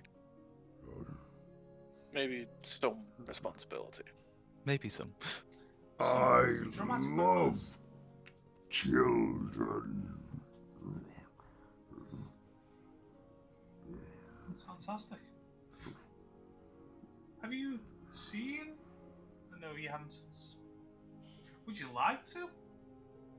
You got spare children on you?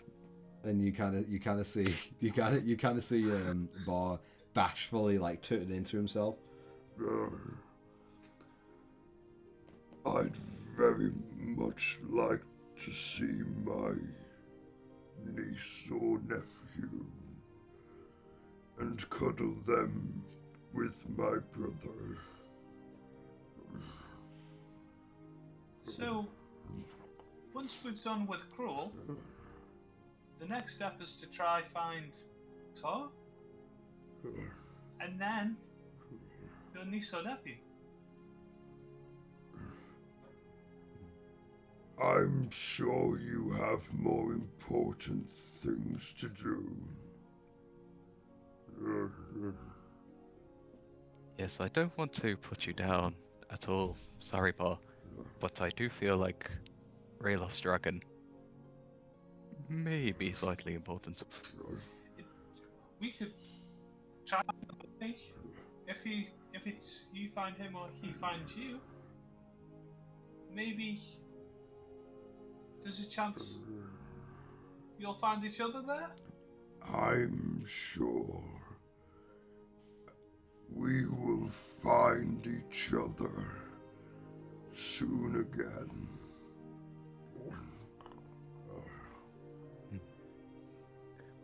I tell you what, Bar, this eye, I told you, it sees the truth.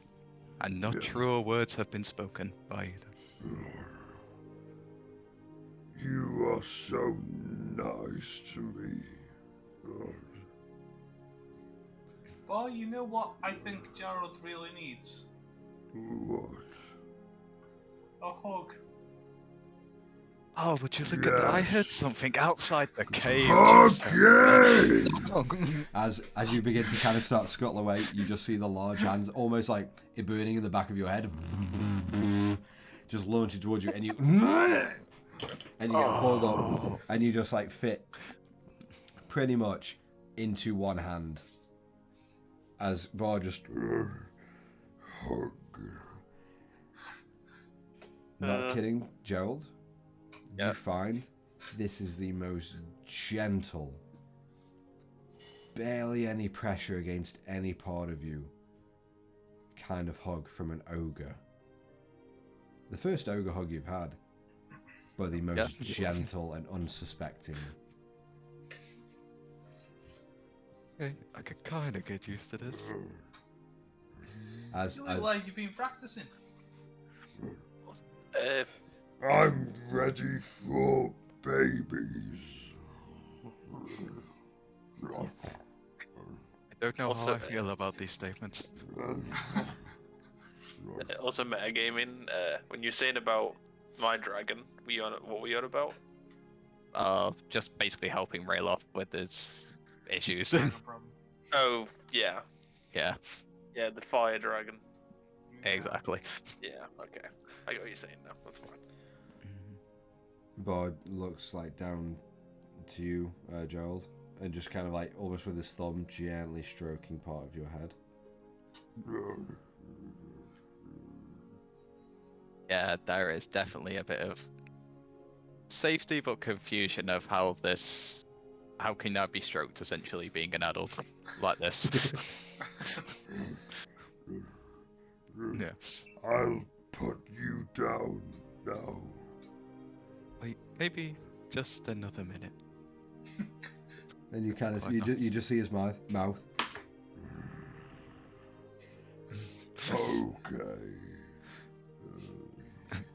I'll just relax a bit more. And as he keeps stroking, he looks to the both of you and like down to you, Gerald. You know, Calictar told me where his friend came from. He said he was in a cage and someone once threw food towards him, Towards. but when it dropped inches away from him being able to reach it, that figure walked away and left that food. Oh, Didn't what a even- dick. And he looks down to you, Gerald. Exactly. That, Seem you like a know, horrible person. Gerald, that almost sounds something like what you would do. Nonsense. You know what? It wouldn't It be does real bread I actually threw. But because his friend was treated so badly, and Tar told me how hard it was for his friend to adjust to the world, missing family, brothers, and father, and a mother. I know how that feels.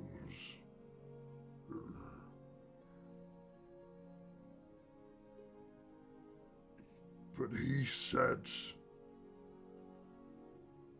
he would never want to see anyone like that. And I agreed. So for the time when I found this temple, I offered places for anyone and everyone.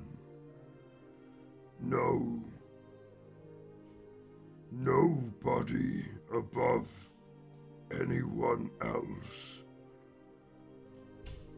No one trapped in cages. Nobody trapped underneath orders.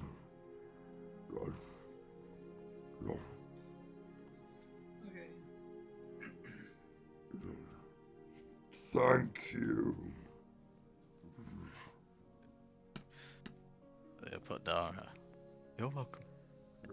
And are we staying for a short or a long rest, by the way, guys?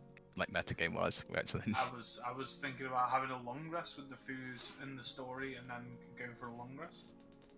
In which case, Gerald will start up the Song of Rest. No, we'll bring out the drums this time. Alright, what does it sound like? I think at this rate, I want to bring up the mood. So we're going to go for a more fast-paced of, yeah, like.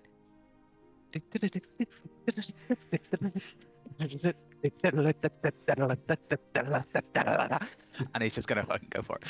Okay, roll just roll for performance check for me.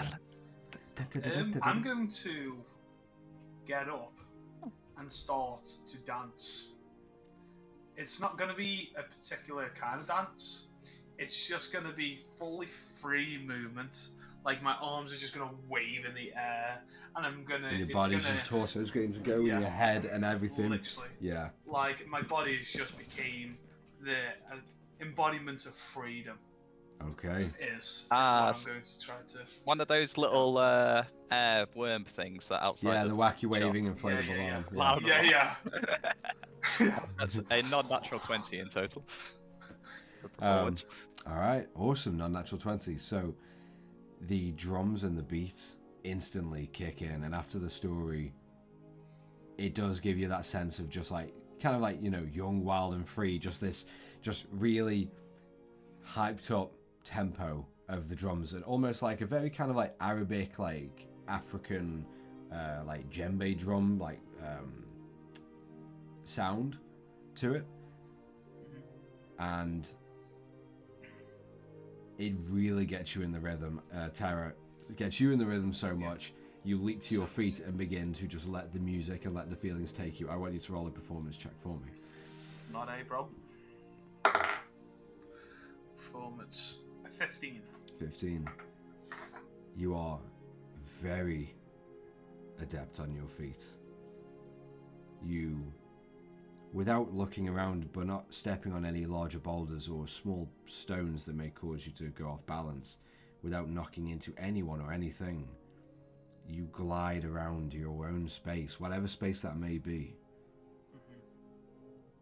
And you are free, and you wave and dance and let your arms move to the rhythm, but then just freedom coming down, leaning up and just holding your arms up and down and letting your body just move in any way it feels it wants to, not that you direct it to. And in this moment you do feel almost like that sense of freedom when you used to wander through the forests alongside your parents. People see me as going to have that like a feeling of maybe I've done that dance before, dance like that before. It isn't just all of a sudden just boom. It's time and a place. The dance is set and I'm dancing it. In your mind, just during this moment, you catch the glimpses of yourself moving around, and it almost brings you back to times, when you were a younger child, and your parents and you around that one familiar campfire that you built that fire pit way deep in the forest, and you would always go back to it. It would never be touched. And almost that feeling of dancing like a free child with just running without abandon, and the firelight crackling and flickering off in amber against your skin and the trees around you, and your parents smiling on and joining. And in that moment it just feels like you're a long way from home, but it feels like home has just come to you for this brief moment.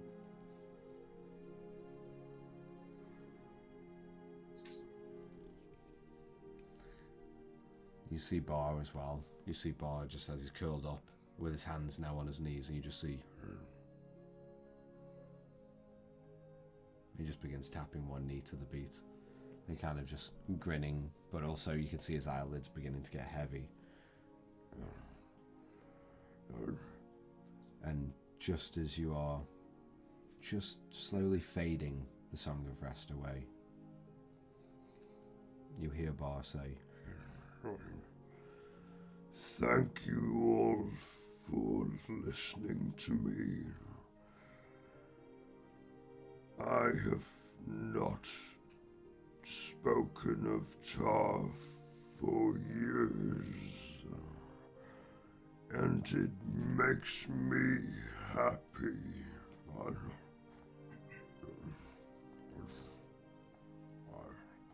It is an interesting story, Bar. And we are glad to have heard it. Our parents got mixed up too, with the names.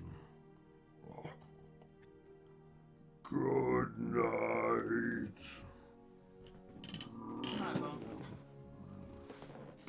and you see, like, as he leans further into the natural rock wall, you see part of it like just cracking and almost crumble underneath him. But you can tell, like, due to like how his back and his big belly just kind of relaxes, you know that he's just broken it into like just a nice comfortable rock wall, more comfortable than it was before. And Bar begins to try and drift off to sleep. Is there anything? Go to rail off with the the light crossbow. So, are you using it? This is the magic one, I'm guessing. Yeah. The one we identified. The vicious light crossbow. I'll hold on to it for now, but if we find a better use for it, then So, I mean, it has the top #1 use written on the side on that mask, which is the cross-eye part. yeah. yes, I got that. Awesome. And I'm cool keeping this, which is yours initially that you had. Yeah. Awesome. Pass you over there. That crossbow.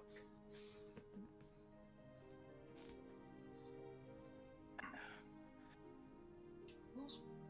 Now, what do we do with this gesturing to the blood sword? Okay, so I think we should either keep it and then get someone to properly look at it, or if one of us are feeling lucky and hopes nothing bad happens, we could try it now. I've used my luck for today. That is true. I'm thinking we just keep it for now and we get someone to properly look at it.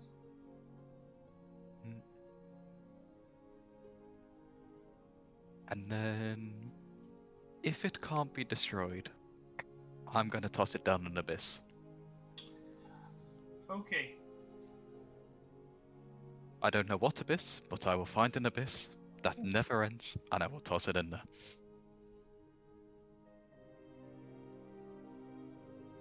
Okay. With no arguments, I'm glad we're all good. Okay. No, that's cool. So, I'm gonna get into a kind of comfy position with Mogwai. Get ready with our blankets. Come on. Now concentrate on this. Blankets have given us all that little bit of light and happiness. Yeah, the blanket of starlight just emits a very warm, gentle glow that lights up the interior of this cavern ever so slightly. And it makes all of you, at least for a few moments before you drift off to slumber, feel so peaceful and safe, regardless of everything that has happened, that is happening, and that will happen.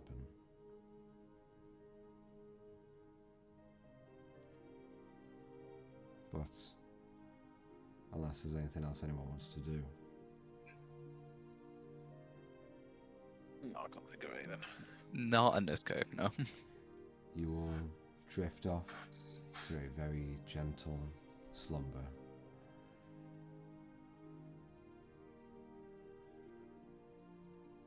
Tara, Yes. you close your eyes and through the gentleness of the starlight, comforting you and Mogwai curling in, and that ever so present pressure against your stomach and chest as Mogwai curls in, comforting. You feel just a tap on your head, and another tap, a hit, and slaps beginning to build on each side as you open your eyes, and as you do, you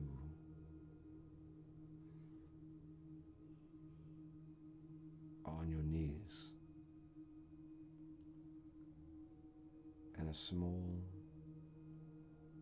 hard stone chamber, a cell with bars lining all in front of you. No windows and no light seeping in. A gentle chatter of two figures as you look to the left, and you see a large orc staring down at you.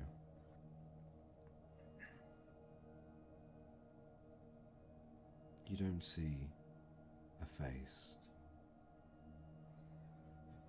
You don't see the eyes that are burning into you with hate, with malice.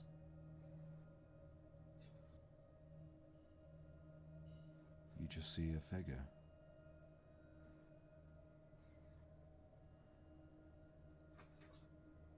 Before a flash of white hits you as your face is slapped far to one side, and as your body goes to fall, you notice your arms are tied up. You hear the rattles of chains become taut.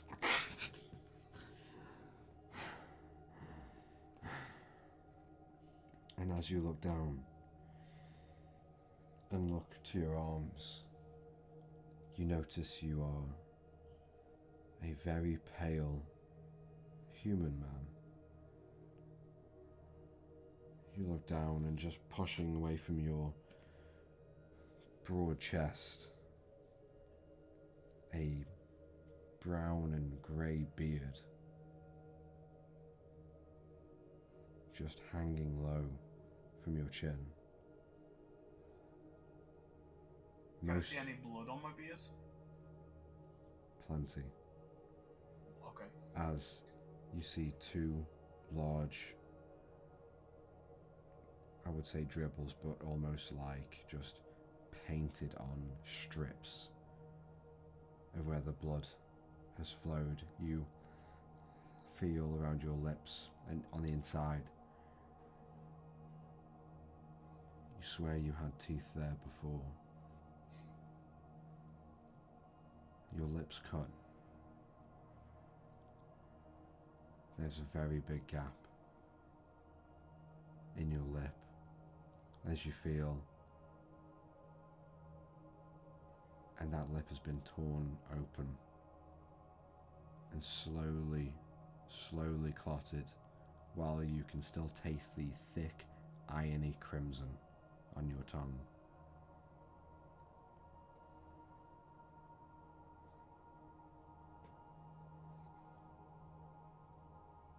I'm just going to try to see if there's any way to see this orc face.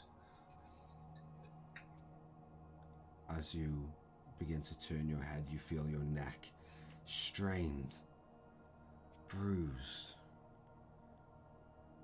and near lifeless as you have to tug your heavy head up to try and look, and just as you get a small glance of his dark green arms filled with almost purple inked tattoos swirling around.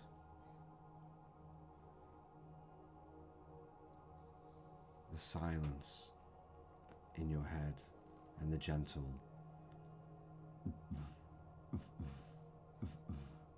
of the blood pumping around your head, your heart, feeling your heart in your mouth.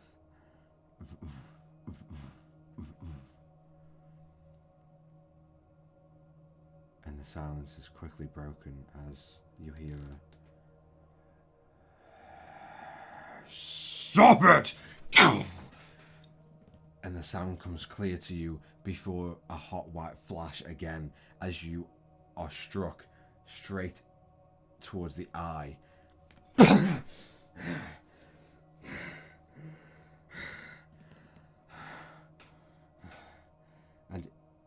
immediately, you feel the pain surge in the other side of your head, remembering this is not the first punch that you've had.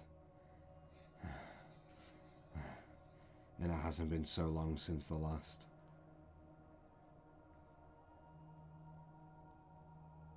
And you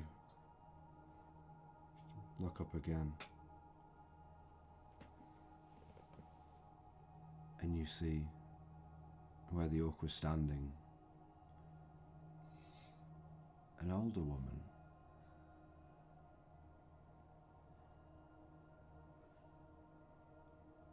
A small, frail, gnomish woman. Grey hair swept to the side and tied up into a small little braid. Wearing linens and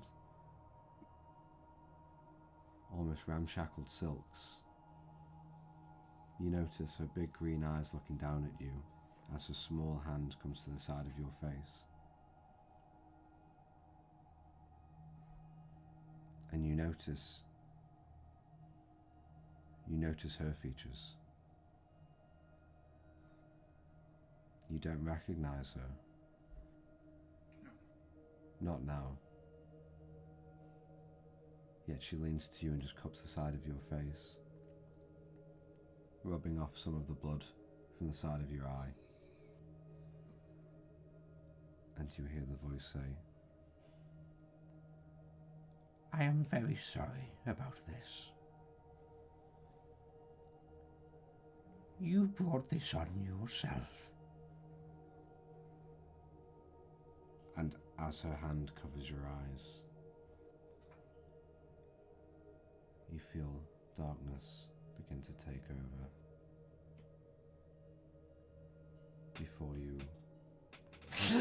before you're pulled out. You are in a courtyard, stone all around, guards, citizens, people, grumbling, booing at you. You're in chains, pushed and shoved and pulled. And the only thing to greet you is that one solid block in the middle of the courtyard. And a large Goliath with an even larger axe, hungry to take your head from your shoulders.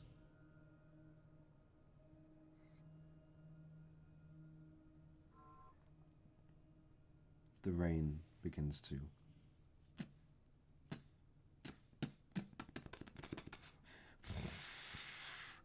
and it begins to shower down upon you. Grey skies. You look up and hope to the gods for an answer. Rain pouring down on you like standing underneath a waterfall.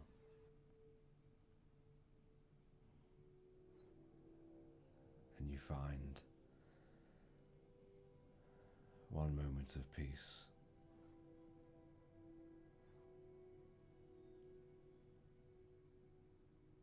And you hear in your head, just for a second,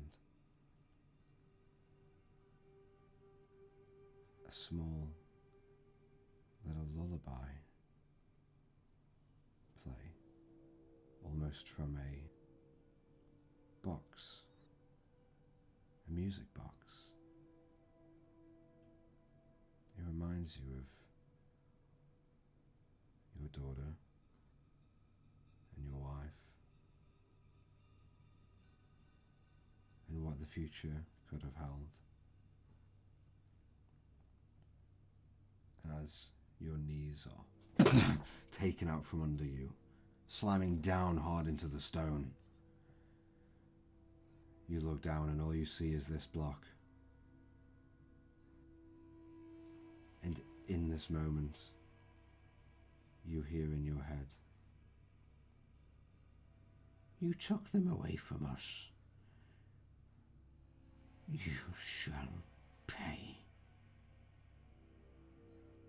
as you are pushed down by one large, impatient foot. And you turn your head slightly, and you look the Axeman in the face. This large Goliath of grey and blue skin grins from ear to ear. And as he raises up the heavy, sharp iron, and the crowd goes silent for a second. And in that moment, the rain pouring down onto your face and half-naked body, the iron staring at you, gleaming in the rain. That voice, you've heard it before.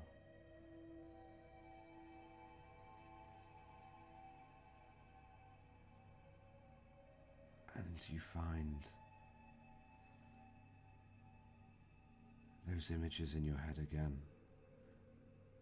Your daughter and your wife laying against your arms, lifeless and gone, covered in the blood that you tore out of them. You needed to do it. You had to. You wanted to.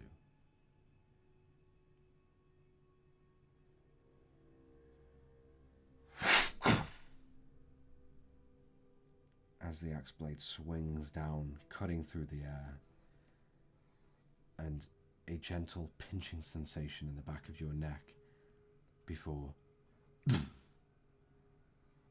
everything disappears to black.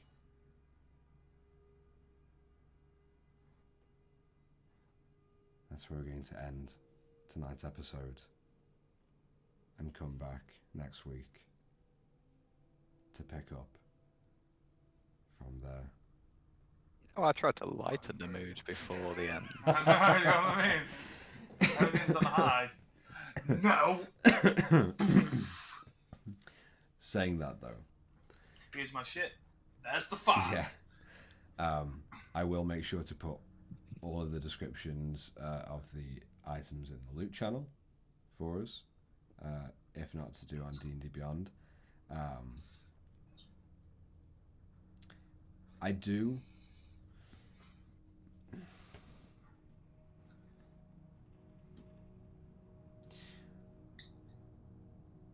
you know what? I just want to say that was a fucking amazing episode, and I just want to thank you guys for being so fucking amazing, and just, yeah, making this story as fucking awesome as it is. And I very much look forward to having a whole lot fucking more. Yeah, definitely. But with all that said and done, thank you very much for watching. It was a lot of fun. We'll see you later.